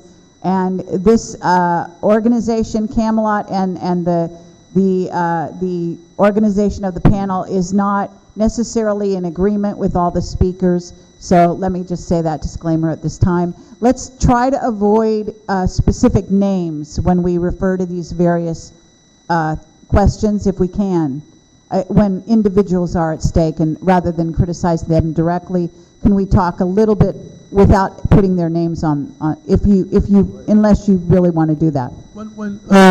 When we interview them on Scepter Radio Network, Yes. we're completely objective, unbiased, and we let them say what they have to present. Yes. And we don't make any judgments against them. I know, I'm just saying that Yeah. just for, you Yeah. know, give them the benefit of the doubt. Go right ahead, Richard, and answer the question. After that, okay. I don't normally take out after people. If you've noticed over the last several decades, I don't say bad things about most people. In fact, extraordinarily rarely do I come out and call a certain individual by name in certain ways that do not seem to accord with our objective, which is to figure out what the hell is going on and get at the truth. When this phenomenon first surfaced, it was so obvious to me, based on information that I don't really have time to go into. I mean, I could, but it would take too much time. I'm going to ask for more than one person to reply to the same question. Go right ahead. Okay. That it was obvious to me that this new wave of, shall we say, reportage was part of a very sophisticated campaign to do what I just described. In an era of rising physics and rising consciousness, where even the mainstream is commenting on certain phenomena that they can't understand why people are changing their minds so rapidly. And they keep commenting over and over again. This is happening at an incredible pace. Why, just a couple of years ago, people, and you're seeing politicians every day step to a microphone and suddenly change their position. In that era, you really can't keep secrets much longer. So the only defense mechanism of the bad guys, the controllers, the ones that want to keep us down on the farm, is to spread confusion and dissension and information that can't be checked, but comes with an exquisite, believable storyline, which in a way is a kind of a metaphysical test. It's like, where is your internal discernment? What do you resonate with? What do you feel is the truth, as opposed to what at the moment you can actually prove? This whole idea of travel to and from Mars and a whole program, Pegasus and all that, I view, admittedly, in a very jaundiced light, in view of the data we have looked at and the fact that we really shouldn't have this data at all. We should have, if the control of the real solar system and our real heritage and who we really are was 100% absolute, we wouldn't even be having this conference. We wouldn't know anything was wrong. There is so much free will going on. So again, the fact of this phenomenology suddenly springing up about a couple of years ago, to me is an indicator that we're winning. The other side is getting so desperate to try to maintain control that their last avenue of control is to confuse people. So the folks that are trying to do things are viewed with suspicion and fear, as opposed to an open, okay, let's see where this goes. Fear is the mechanism. I allude back to Korea. So I view this area, particularly the involvement of certain very visible high-level political persons, as a mechanism of distraction from the agenda of where we seem in resonance with this wave, this surfs up physics, which we're all riding toward an extraordinarily different future, if I read the numbers correct. And it's almost, again, sad that this is happening, because it's not going to work. It's not going to distract us very long. It doesn't need to have names attached to it. It will fall by the wayside, and the reality of the extraordinary past and future we once had and can have again will come to the fore. Okay, thank you. Okay, actually, I'm sorry, and I will let you go next, but I'd like Art to reply to this. Do you want to say something to this, because you have something to say, and this is your opportunity? So if you would like to address that question. Well, simply put, I agree with Richard, regardless of my story. I wasn't talking about No, I understand that, and I'm thankful that other people are expressing what I feel what I was going to talk about a little bit tomorrow, but without mentioning names, for legal reasons. I'd like to have a little peace, but no, there's a lot of clouding, but just use your critical thinking and use your heart. Let me add one postscript. Ask lots of questions. Okay. We have documented in Dark Mission that all of the astronauts, except for one, appear to have been subject to, and I'll use a gentle term here, mind alteration. The one guy who wasn't, who was held as sacred among that group, unfortunately is now no longer with us. He also is the one astronaut who never appeared in public, except under extraordinarily rare circumstances.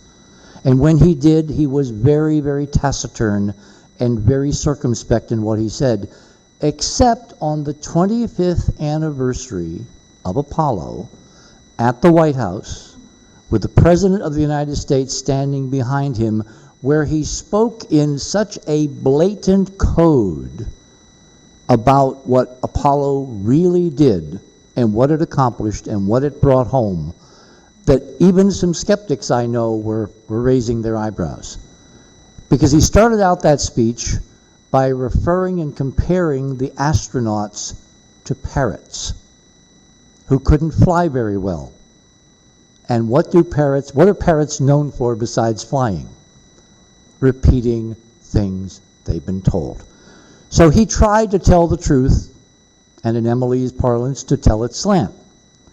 I feel this current group of individuals, because I paid very close attention, as one has to when you're trying to mix the politics and the science and thread your way through the matrix. I feel this current group of individuals is equally sincere and also have had their minds altered, that they have a script and they believe their script. It doesn't mean we have to. Okay, thank you, Richard. We're going to let David and then Laura. Yeah, Mr. Hoagland, I have a witness here who's been asked to join the Mars project, Mrs. Laura Eisenhower, and you saying she's not for real for Mars project? Didn't never happen? She was not necessarily put into that group, but her name was not part of that group. I haven't mentioned anyone. Oh, okay. Okay, so that's a The talk was legitimate about question. Mars project. Let's let Laura talk. Many of us- He was talking about a certain other person, Project Pegasus specifically. Just a few words about it without really naming any names. I came from just my own little story, kind of going through my stuff, being recruited to Mars, knowing about Alternative 3, and that, these things were established in the Eisenhower administration based on contact with extraterrestrials that were about building underground bases and off-planet colonies. And I'm just kind of like, I spent a couple years in the wilderness. I did all sorts of things to completely purify my being to make sure that I wasn't under any kind of mind control. I've been tested, prodded, I've gone through everything under the sun to prove to myself that I have the right to speak from my truth, knowing that I'm not coming from a distorted place. I don't have it all right. None of us have the absolute truth. There's always gray areas. But when I met some characters that were involved with Project Pegasus, they said that in 1972 my name had been mentioned before I was even born, that I was going to be associated with this project. Now, growing up in this family and not having anything passed down to me as far as family secrets, this has been like a lone voyage of trying to figure this stuff out, going through clairvoyant institutes and making sure that I can really see clearly. And after spending a couple of years with certain individuals involved with the Mars project, numerous, whistleblowers. We're having an earthquake. Just want to draw people's attention. Can you feel it What's that? rumbling? There's an Earthquake. It's when they turn the air conditioning on, it vibrates the floor. No, It's- we've had an earthquake earlier today as It's well. been happening. No, it's been happening all day. I thought it was my blood pressure. Cool. Okay. Whenever Laura speaks, the ground shakes. So I have so much respect for everybody on the panel. I'm not here to, challenge anybody's viewpoint because I think everything is valid. But I have to say, after spending years with these individuals that are involved with Project Pegasus and the Mars project, I know their sincerity. I know that there's, life going on in all these planetary bodies, not on the outside but on the inside, including Venus with Valiant Thor. There's so much more information that we can't even grasp. The best thing we can do is really have an open mind. And the Mars experiencers that we know the names, I can say them real quick, are going to be at a conference in November 2013. That's Brett Stillings, Alfred Weber, Andy Bishago, and Bernard Mendez. And just, check it out because it'll give you a chance to decide for yourself. I can only speak my truth, and I only have my own discernment, and I absolutely think that they speak the truth that they know, but the best thing we can do is respect all opinions and decide for ourselves at the end of the day. Okay, I think that everyone would like to go into another subject. Let me just say, because as Project Camelot, I've interviewed Bernard Mendez. I also interviewed Andy Bishago on a television show, if you've seen the pilot for Shadow Operations that we did. So I have had some discussions with these individuals, and I do have my own point of view, but I also believe in bringing out different stories so that you, again, can make your own decision. I can tell you in my discussion with Bernard Mendez, there were multiple times when it became very, very clear that there was an implanted memory, either a memory complex put there by Gray Technology, or that the military-industrial complex had done something similar to what Richard Hoagland is talking about, which is to plan way, way in advance, because they have had things like looking glass technology that would give them a heads up on what was coming in the future and what they needed to prepare for. And so that they put together this crew. Now, that doesn't mean that they don't firmly believe what they believe. I believe they probably even possibly have been used in time jump experiments. But it's very, very possible, in my estimation, after a lot of investigation into this area, and I'm just speaking for myself now alone, that many of those individuals, and I'm not going to name which ones, and I'm not going to speak for all of them, may indeed be a little like the astronauts. In other words, they do have mind control happening, that they may have been part of an experiment. They may have done some time jumping. It's quite possible they were not jumping to Mars as we know it. And my understanding is when you jump to Mars, you actually jump to a fourth dimensional Mars, not the one that has been traditionally shown on camera as the 3D Mars, so to speak. How that happens, I'm not a physicist and I don't quite even understand. I've been told this by a couple of, not just one witness, Richard Hoagland, but more than one. And these are witnesses that know nothing about each other, talking to me at completely different times, and they are highly, highly qualified individuals to be able to have at least a statement to make about that subject. So that wraps up that subject pretty much, unless, and the only person I would want to hear from on this, because he's in a position to know, is Henry Deacon, Arthur Neumann. I plan on addressing what you've addressed. It's in my notes as best I can without offending anybody. I respect that people may believe what they say, but this does need to be addressed. It has needed to be addressed for a long time, but I've been watching and listening to what people have to say about their experiences having to do with going to Mars and such, and who they met there. And well, I'll check out the earthquake in a second here. But through observation and listening and comparing with what I know and my viewpoint and my experience, I'll address this tomorrow. Okay, so does anyone in the audience, thank you. Does anyone have a question here on the panel for the other panel members? You're free to do that. Or if you have a statement you'd like to make and you feel that you haven't had time to speak. Can I ask a question? Mr. Newman, have you jumped to Mars, yes or no? Testing. The term jump room was not coined by me. It was suggested to me at a dinner meeting when I first met with Camelot.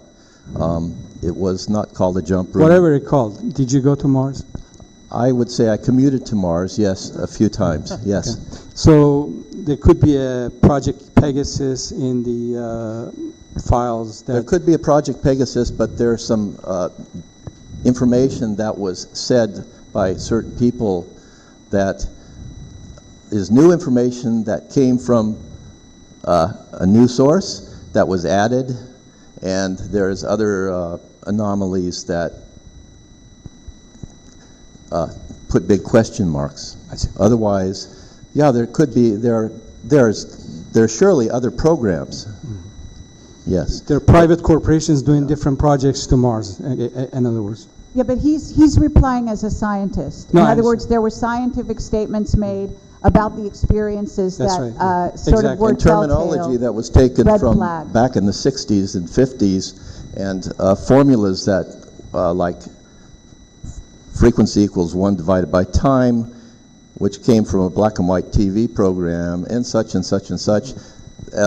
Terminology like chronovision, which was coined a very long time ago, and bits and pieces of what Henry Deacon said that were added later, terminology that was added later to that group of people started utilizing at a much later point in time. Things like that. Things like that. So there were many programs.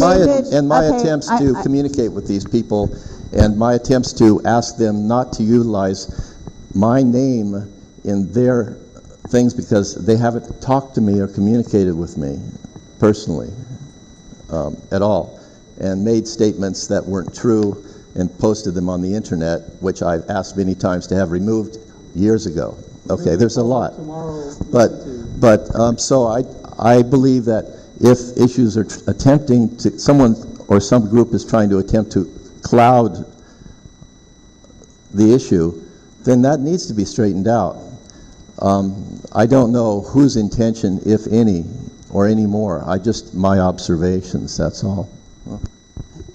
Okay, let's have a move question on. Okay, I would like to move off this subject though, because I think No, people are.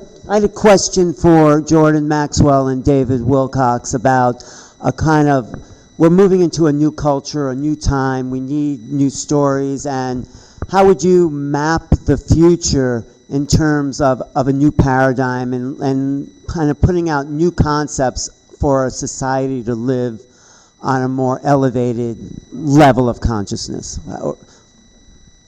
But you too, Jordan, because you have a lot to say. Just talk about the future in terms of a new paradigm. Anybody in the audience has a question? I'm not sure you're going to want to hear what I'm going to tell you. I don't care. I want to hear what you got. Okay, if there's a member in the audience that wants to also ask questions, please raise your hand so that the person with the mic can come by. And we'll let Jordan answer. It's just my personal opinion. You're asking for a subjective opinion. Yeah. My opinion is that the only light at the end of the tunnel is a train coming. I think that we are on a collision course with catastrophe that mankind has not even begun to understand or appreciate the parameters of. I think what we're heading for is a world catastrophe because the human race has lost its humanity. It is in the hands of devious, diabolical, evil people. And I think that the human race has lost because I see the whole human family like animals on the Serengeti plains of Africa. They're all out there with their young, doing what they do, grazing, living their lives, but the lions are organized. The lions are creeping in the grass. They know exactly what they're doing. They work together. Everyone knows what they're doing. And the animals, once the lions show themselves, the animals, where there could be thousands of them and only 10 lions, they all run. And so I see the human race the same way. I don't think the human family has the ability to protect itself from the masters who are raping and destroying our humanity and our planet. I don't think we have the ability to stand up to the dark side. That's my feeling. I don't think we're going to come through this at all. Okay, this is a good, it implies a question, so let's let other people address it. Does humanity have the ability to stand up against the controllers? That's the implied question. All right. Let's have all of the panel answer it. Well, you couldn't get a sharper contrast, I guess. That's right. Hey, you know what? We both got it here, so. All right. So there's only one of us here, and it's not Jordan, it's me. No, it's both of us, and it's all of you. We are living in a holographic reality, and this holographic reality is designed to help us evolve in consciousness. So I totally get that when you are as deeply aware of the truth as somebody like Jordan is, that you can see the seeming impossibility of there ever being a positive solution. I get that. And I know that Art has been exposed, because he and I have spoken for probably over 90 hours. I know that he's been exposed to some absolutely diabolical stuff. What I can tell you from my own personal experience is that that is one side of an equation. The other side of the equation is synchronicity, personal validation, that there are in fact positive forces out there that are also making a difference. And what I have come to understand for myself is that we all have a higher self. We all have some aspect of ourselves that is outside of time completely. And in fact, in the last week, I had a very interesting experience. I just finished my new book, The Synchronicity Key, sent it in on Wednesday. Thank God. If I still had that over my head at this conference, I don't know. I mean, I just don't have the energy to fight tonight. That's why I haven't been talking too much. I'm totally wiped out from having written my book. But what happened is that I went through my old readings to pull out some quotes, because I was talking about 9/11 in my readings from within the first 2 weeks after it started. December 6, 1996, they said in the readings, when I started to telepathically speak words that I didn't know what they were, it was just like remote viewing. That's what I learned it from. And I followed the protocols. It said, "It's the greatest science fiction story ever told. Rescue 911. CBS and ABC give it adequate coverage. A cast iron fence is wrapped around the victim's body."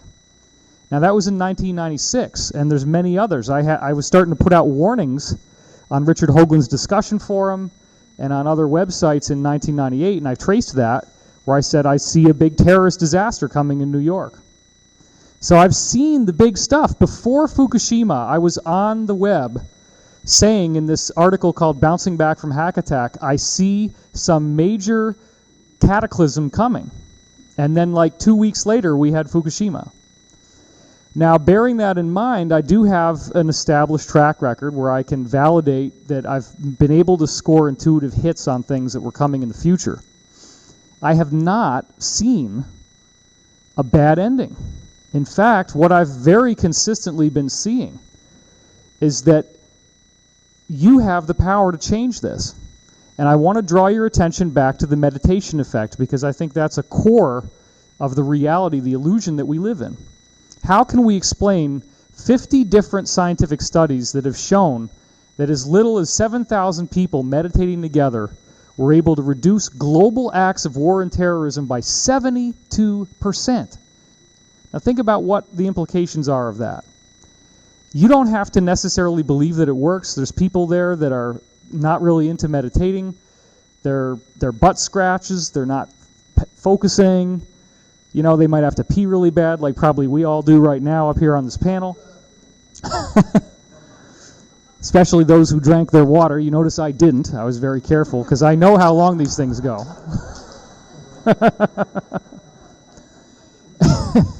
And I want to point out that those who are aware of this reality know that we are co-creating our experience on Earth. The scientific proof is in. 3 out of 4 people didn't pick up that gun, didn't commit acts of hostility. Now, to just sort of tie this together, Carrie, because I haven't had a chance to speak yet on the panel, and I know a lot of you want to hear me and are very interested in what I have to say tomorrow. My new book talks about some very weird stuff having to do with time, and I wasn't going to do this in my talk. I just want to briefly mention what happened.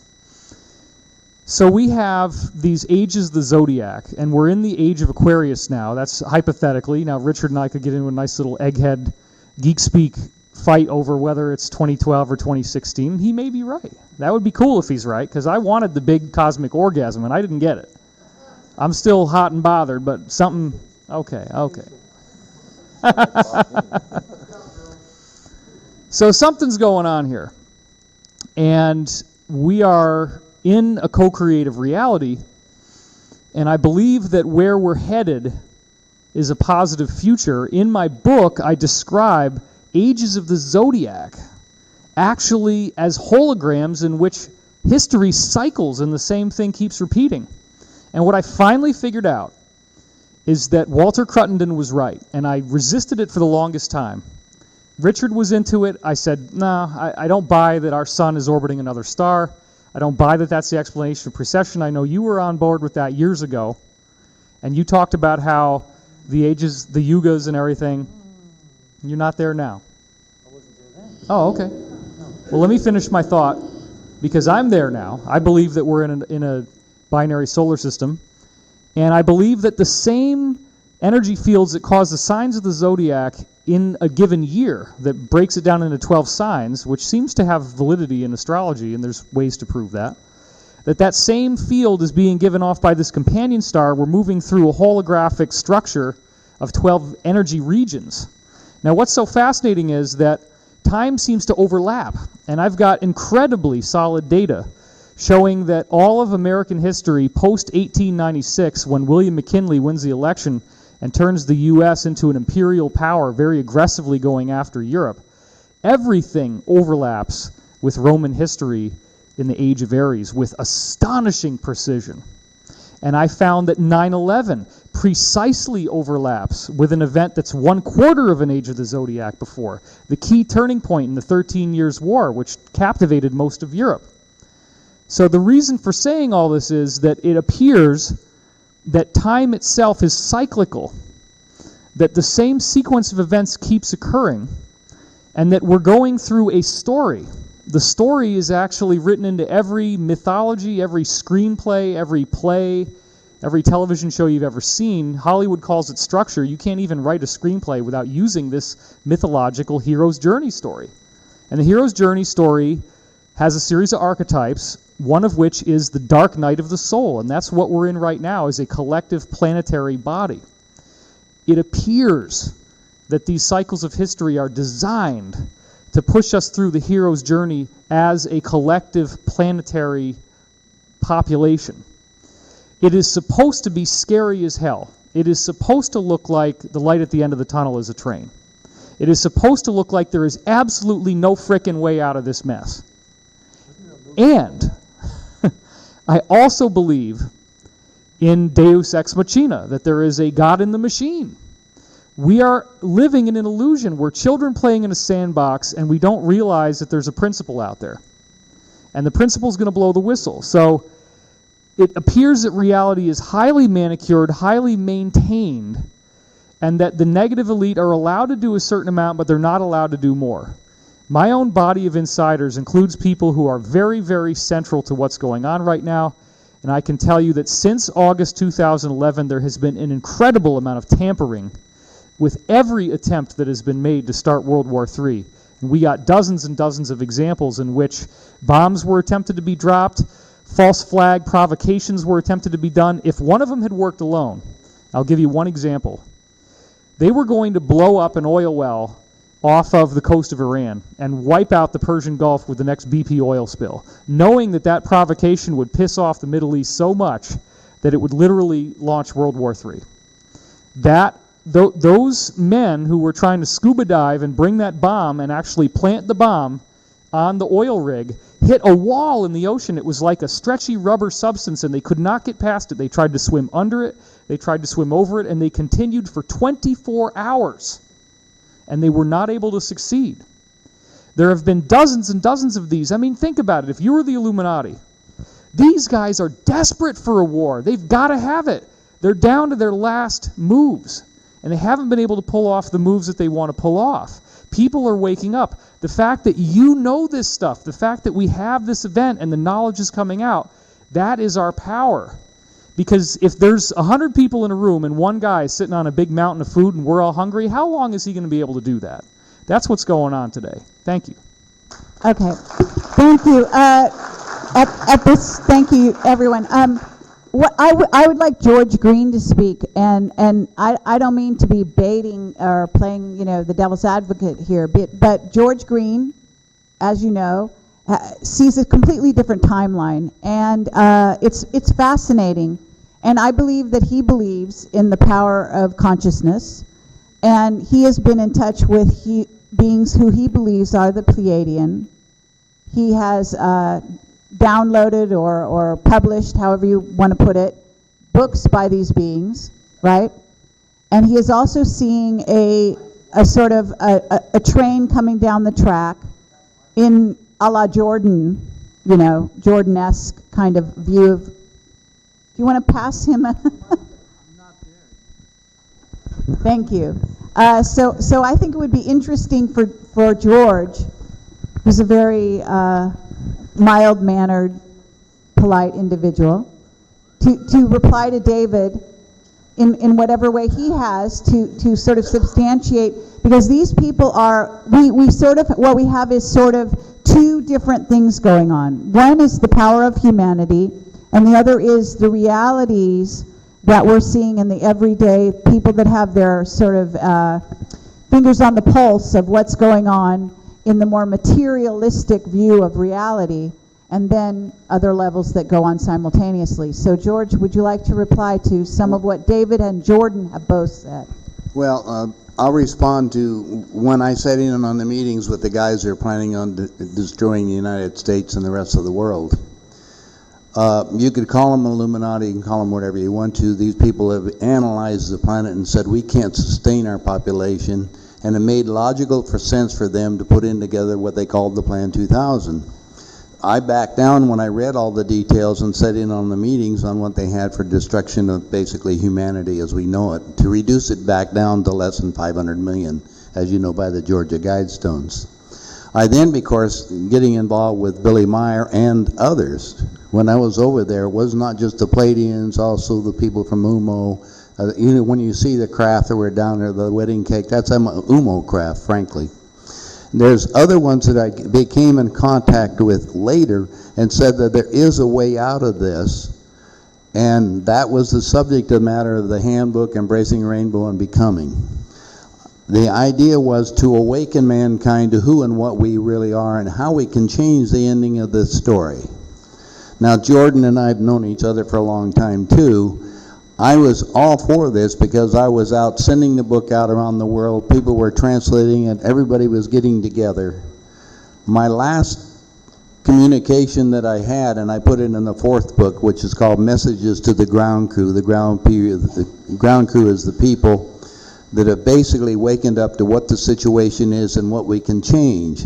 Now, since everything is a product of the thought, and that's what we're talking about, of what's going on within the creation, I was behind this 100% because I didn't see any way, running around with the guys in Washington, that we were going to change any of this.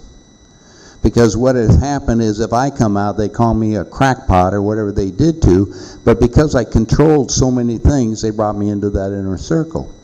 Well, at this minute, my last messages are kind of what Jordan said, was that there, as they said in the messages of the ground crew, there are too few of the people waking up on the planet at this time to make any significant difference. And what they're telling me at this minute is to get together with other people of like minds to support each other in the days ahead. And that's what we're going to have to do. Meanwhile, I'm still in contact with the guys that are trying to get World War III started. I'm all sitting up in San Francisco with a lot of the geologists that are measuring the belt, the San Andreas, as they so. I talked to the head of FEMA down in Phoenix, Arizona, who are preparing for this event. They're expecting at least an 18-foot change in the San Andreas, which goes along Sacramento on down through Palmdale, Lancaster, and through that direction, which will totally interrupt all the water flow and everything else down here. With the FEMA head in Phoenix, they said that they're preparing to allow only 100,000 Californians into Arizona because they do not have the ability to take care of it. They're getting prepared for that. So along with what that's happening, and when they asked me to build an enemy prisoner of war camp, and I have a copy of the contract in downtown Las Vegas, this is to round up the people that are going to be causing the problems. So they have some well plans on how to get rid of people. Anybody over age 44 will be eliminated unless you have a talent that they can use. Meanwhile, we're talking about off-planet people that are monitoring everything that's going on right now to see how far along they're hoping we're going to turn around and make this thing work. I'm kind of like at this part with Jordan and stuff because I'm still talking to him, and I'm very concerned about what's going on and how we can have something left for survival at this minute. And We have 10 million in Los Angeles. Let me see 100. that's all you can't go to the airport. How long did it take you to go? One accident. They've already got this figured out. All they can take care of in Arizona would be 100,000 people. They can't do that now because there's 3 million people in Phoenix and no water. Okay. First of all, you're talking about depopulation. There are right now 3 Russian submarines on the West Coast, 3 on the East Coast, and 2 in the Gulf. These Russian submarines are 2 football fields in length, 5 stories tall. They're capable to go 80 miles an hour underneath the water. Each one of the submarines have 13 to 15 nuclear warheads, and their targets are all the major cities we have in the United States. My son is a nuclear physicist who spent 3.5 years in the secret cities in Russia. He's a senior engineer with Bechtel. He came back this last time, and he said Russia's about 12 years ahead of us on our space program, and they're about 12 years ahead of us on the nuclear program. And so what happened, he says they're going to shut down NASA. What did they just do? We don't have the ability to go up there anymore. Russians send up all the supply ships. They're so far ahead of us on their technology. So we're looking at a lot of things. I'm just telling you what I get for information, and I'm trying to get prepared, and I'm trying to wake up as many people as I can, because there's only going to be, as we're looking at on future projections on what I'm getting, both from the extraterrestrials, the goal is we're going to have a lot less people. We cannot sustain the population on the planet. Okay, so at this point, thank you, George. What I want to do is allow for, where we've got people on both sides of the fence, so to speak, or the topic, and some people are on both sides. I myself am, I see a positive future for humanity if we want it, okay? I'm Camelot. So I do understand. I believe that people I think people who give us intelligence on the ground, like George, are vital, like Stephen Kelly. So these people have got their fingers on the pulse. They are getting the messages that the powers that be want put out there, and they have been in contact with those in power. They've been behind closed doors. They know what they're saying, and they know what they're working on. That doesn't mean they're going to be successful. So you get to a certain point, and then at that point, consciousness of humanity can step in, a la what David Wilcock is talking about. So what we do have, this is just describing the playing field, okay? And every one of you, I imagine these days, are kind of vacillating from one side of that equation to the other. But certainly you know that consciousness is king. I think we would almost all of us agree on the panel. Consciousness is king, all right?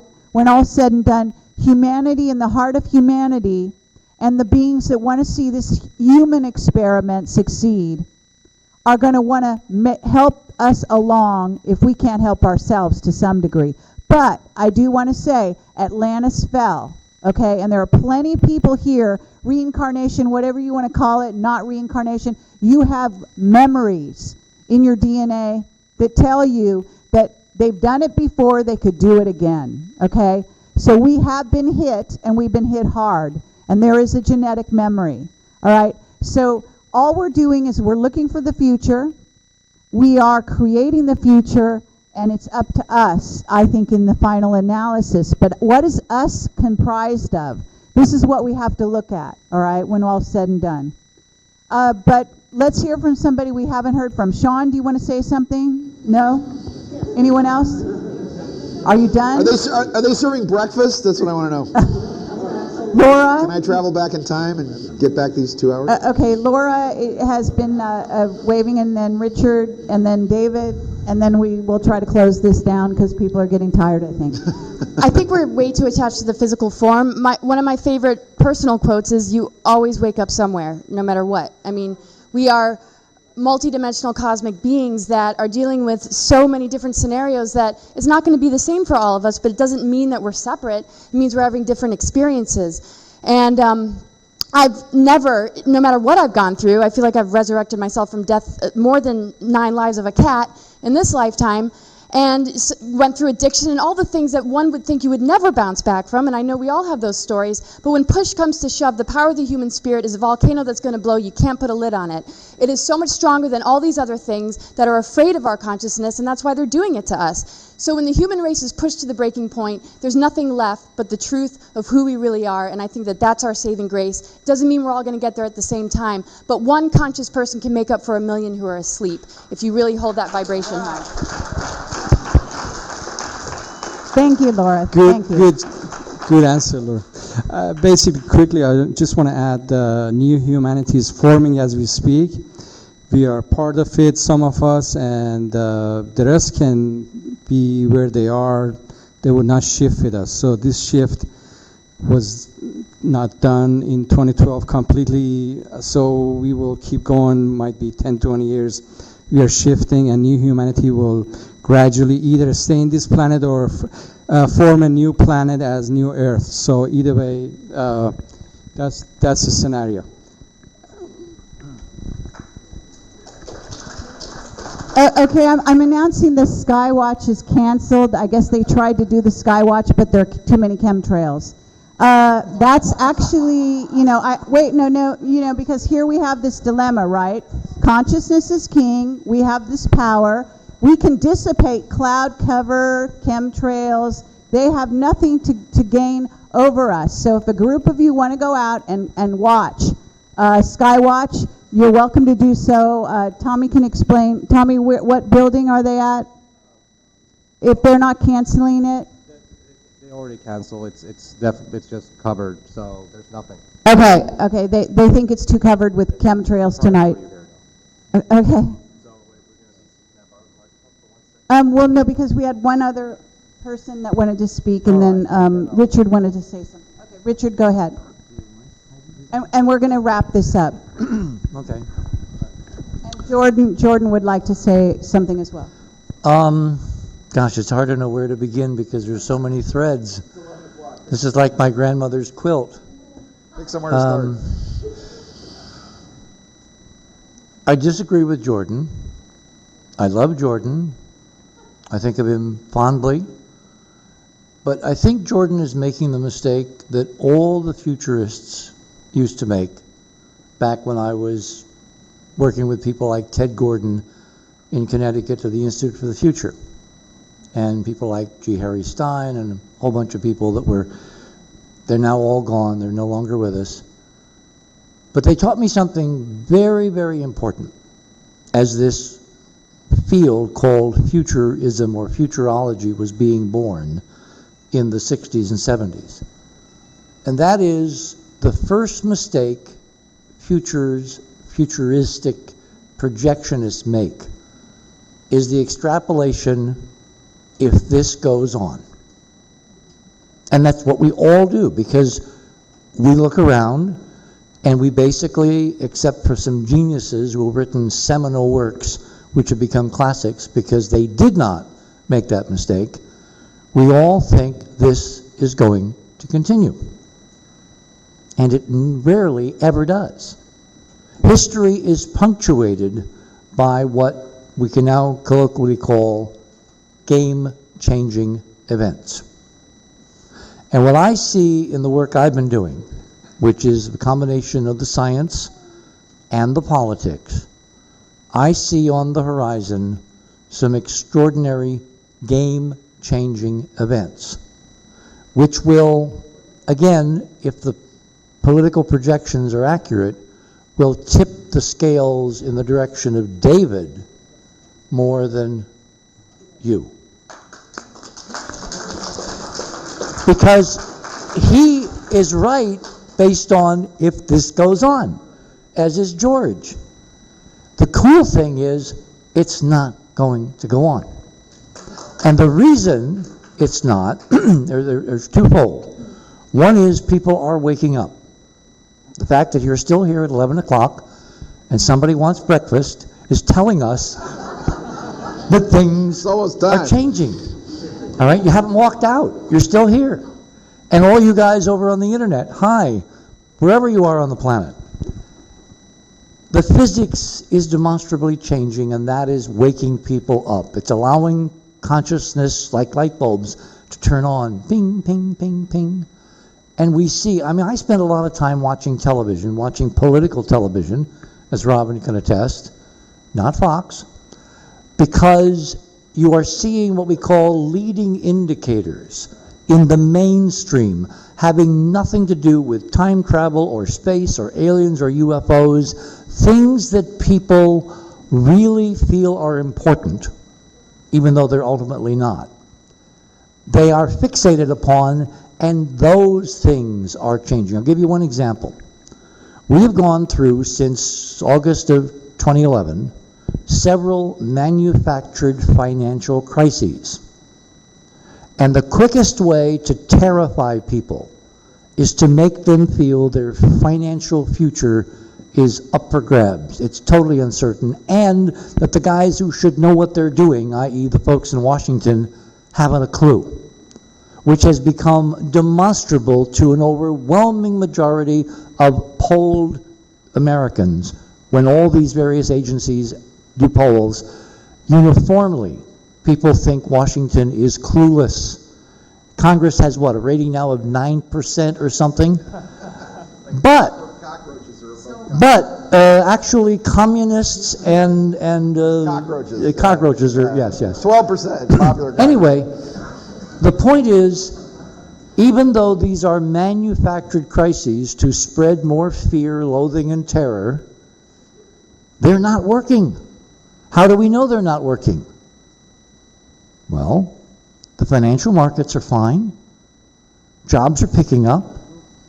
People are more optimistic. You know, they have that index where they actually poll people to see how they feel. And they felt really bad over the last several years, and now that's turning around. In other Okay, words, Richard, it depends what kind of news you listen to. A lot of those are lies. Hang on. No, it doesn't matter. Jobs aren't picking up. That's an absolute lie. That much is wrong. Which part is wrong? The unemployment levels they've been lying about that But that's for years. irrelevant. It's how people feel. My point is, Yeah, but people, how the poll, so even the thing called a poll is bullshit. No, because you live in an era of the internet where there are diverse sections Who do of they people. poll? Joe America? What? Yeah, exactly. They're not polling us. They're not polling the people I talk to. I can guarantee that. How do you know? Because I talk to them.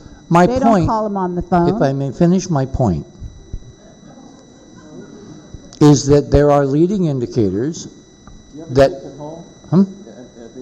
Yes. There are leading indicators that tell me that the population is not buying the fear porn. That's my point. And the specific numbers are a separate issue. The point is that even at the heart of where most people live, which is their financial security, people are not buying the fear porn. People are buying. They're buying crap, but they're buying. You know, home sales are up. All kinds of the so-called materialistic, real-world things. May I finish? Thank you. The point is that if you project from the present to the future and say, if this goes on, you will be wrong. There are game changers. There are physics game changers in our future. They're occurring now. There are created game changers being planned, and they have possibilities to go either way. I see the glass half full, others may see the glass half empty. The bottom line is, this current situation is not going to continue, and the changes, again, are back under our control. How we respond, how we feel about it, what our belief is about where we want to go, is the determining factor regardless of the controllers who are waging, and I agree with David, a desperate losing game. Final point. History, because of the physics, which is impelled by the astronomy, not by Crittenden's model, but by the actual precession, the geometric precession of the planet, goes through these nodal points, and that's what drives the yuga cycles of changing consciousness, where it rises to a golden age, descends to the Kali Yuga, and rises again. That's part of the fabric of this 3D reality. We are riding the crest of that wave, moving from the Kali Yuga into higher states of physics and consciousness, and that's why these desperate last-minute efforts are being waged, because ultimately they know they will lose. We only have to hang on. Okay, now, thank you, Richard, I appreciate that. Jordan is going to be the last one here, I believe, to speak, and then we're going to wrap this up. Okay, go right ahead, Jordan. And Tommy will be after Jordan. Well, yes, we are seeing people are waking up every day, but that happens every day in a prison. In San Quentin, everyone wakes up in the morning and they're waking up, but they're still in prison.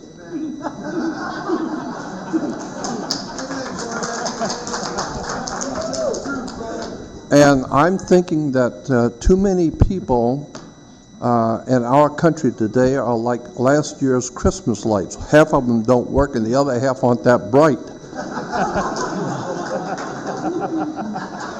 And so, I'm just getting started.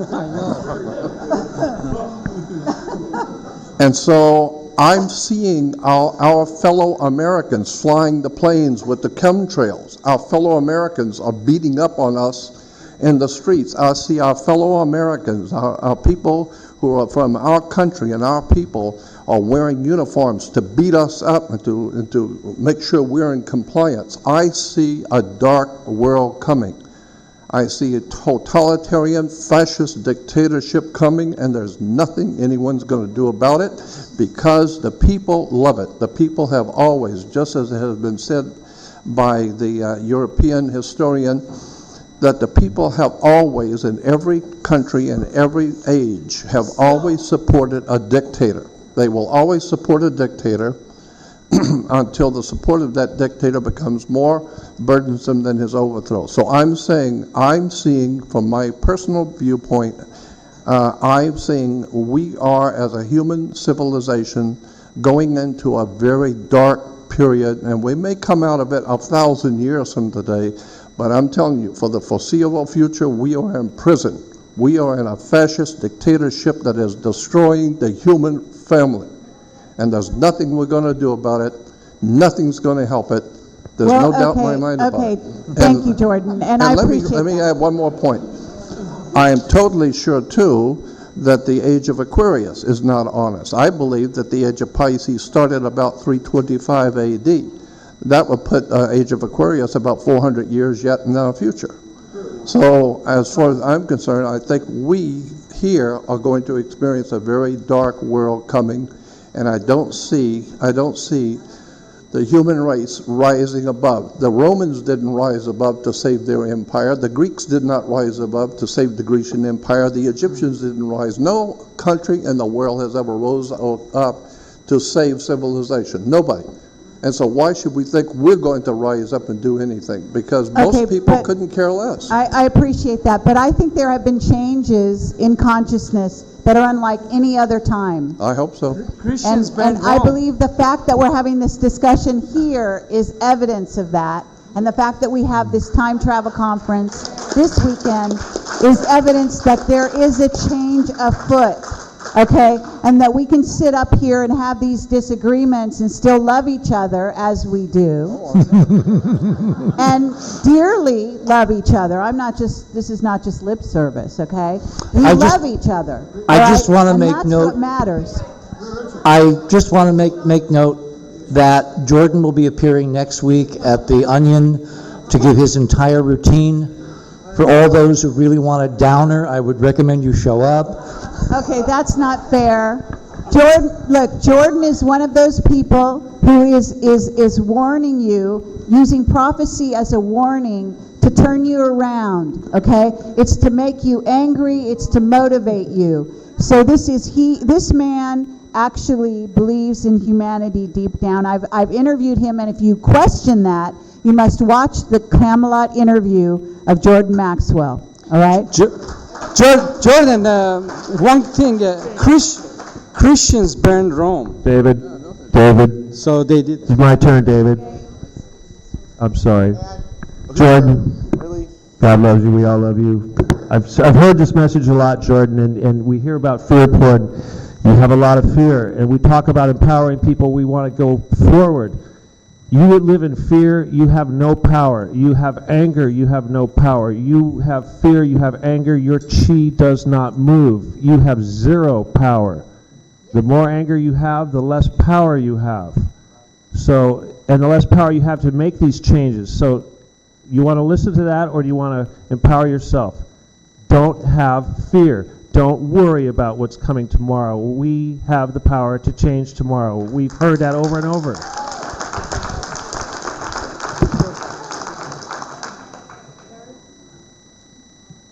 I've been looking at this world for over 53 years, while most people have not studied my subject for 53 minutes.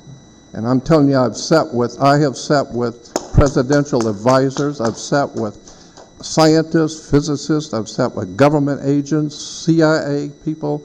I've, for many, many years, have sat and talked with very important and powerful people in my life, and I am totally convinced that I'm right. That unless the human race rises up and does something for itself, there is no hope for the human race. We have a cosmic problem. We have a cosmic, it's not political. I think the whole world of mankind is in trouble. And I would add to that, and the only thing I see is maybe a light, a true light at the end of the tunnel, is if we have some sort of an intervention in mankind's affairs from on high. All right, but I thank you, Jordan. I want to say, Jordan, you're the first one who knows that we've already had intervention. You yourself have had ET conversations with beings from off-planet, visitors, various interesting beings. And there is no one like Jordan to tell stories in that regard, believe me. So he knows whereof he speaks. May I make the comment?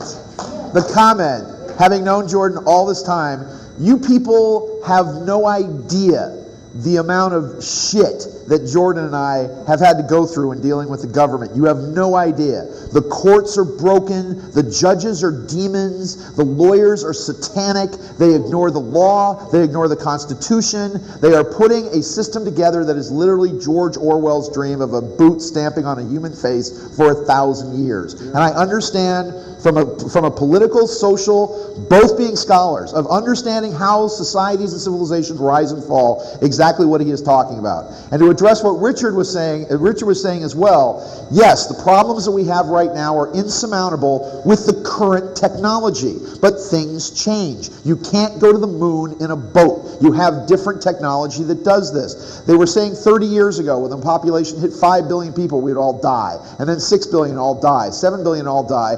And as long as production keeps up with population, everything's going to be okay. But that means that we have to depoliticize technology and have technology advance under scientific means rather than being stomped by a boot of economics and et cetera, et cetera. And I just want to tell one last time travel story, because on the one hand, I completely agree with Jordan, because Jordan and I share a bond. I deal with people in prison all the time. We write bonds and things to try to help people get people out of prison, and nobody can tell you how busted this system is than somebody that has to deal with these scumbags every day. By the way, the Hebrew word for lawyer is Satan, just so you know. And 10,000 attorneys at the bottom of the ocean is a good start as far as I'm concerned. And poly means many, and a tick is a parasite, therefore politics, well, I'll leave it to you. So, and let me tell one last time travel story. This is a legitimate time travel story that may give you a little bit of hope.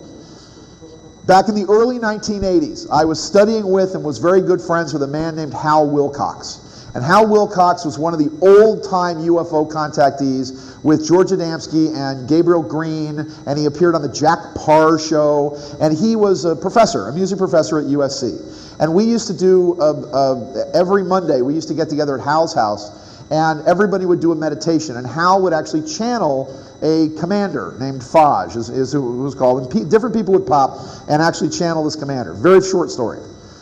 We got a message through this group. This is the early 1980s when I was just out of college, just out of USC. In the early 1980s, they said, we want you to go look for a book. And we want you to look for books by a man named Rajneesh Gurdjieff. We had no idea who this guy was. None. But for the next month, we went to Hollywood Books, we went to the Bodhi Tree when it was there, we went to all these places. Week after week, we would come back. Nobody could find the book. Nobody knew what anybody was talking about. Nobody had ever heard of this guy. I walk into the Bodhi Tree. This was about 6 weeks later. I walk into the Bodhi Tree. I talk to a girl named Julie there. I say, hey, did you ever get any books by that Gurdjieff guy? And she goes, yeah, they're right there. And there's a whole big cabinet of these books by Gurdjieff. And I go, oh, you got them in. And she goes, those have been here for 14 years since the store opened. And I said, well, I filled out a card that said I was looking for books by this guy. And she looks through the thing and goes, no, you didn't. And I said, you remember me, right? I'm here like every week. She goes, I've never seen you before, ever in my life. And I got these books by Gurdjieff. Now, we all came to the class with people, their eyes were like this because everybody had the same story. Where are all these books by Gurdjieff?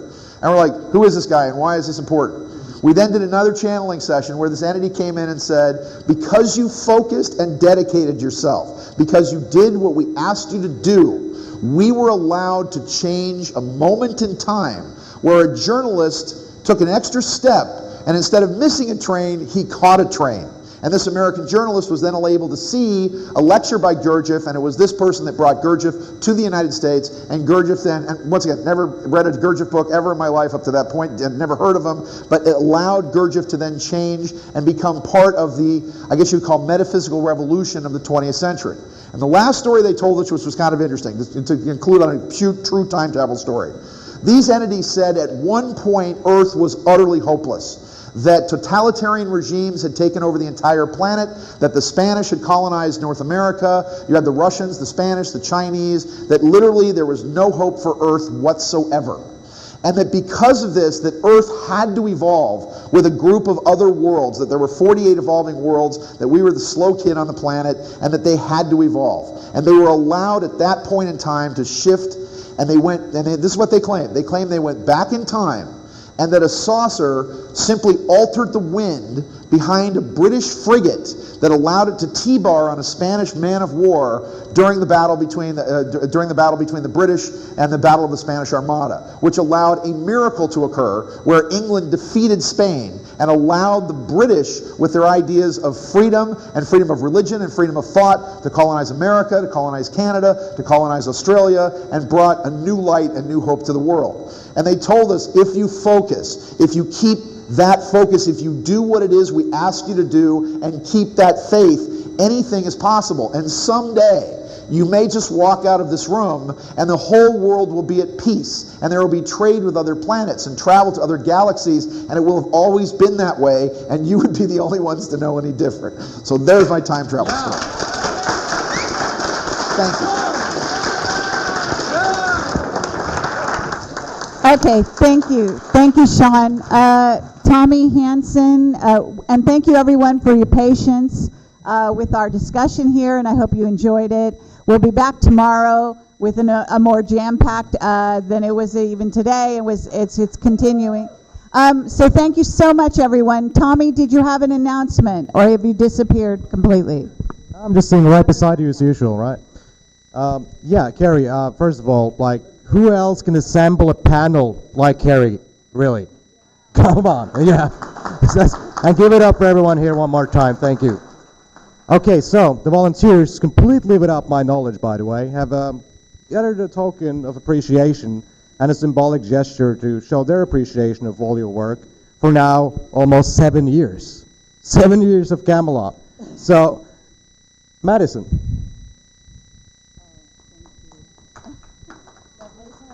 I know everyone's tired. I just want to say that these people risk their lives every day to give us information and to change our lives. And Carrie has been an inspiration to me, and I'm sure a lot of you. And I just wanted to present her with flowers to say thank you and have a good night.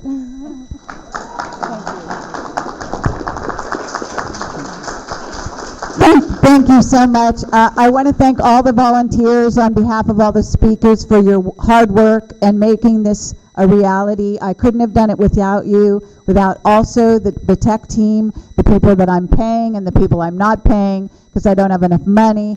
And thank you all for buying tickets to make it possible for me to actually pay off my credit card. Thank you very much for coming. Bye-bye.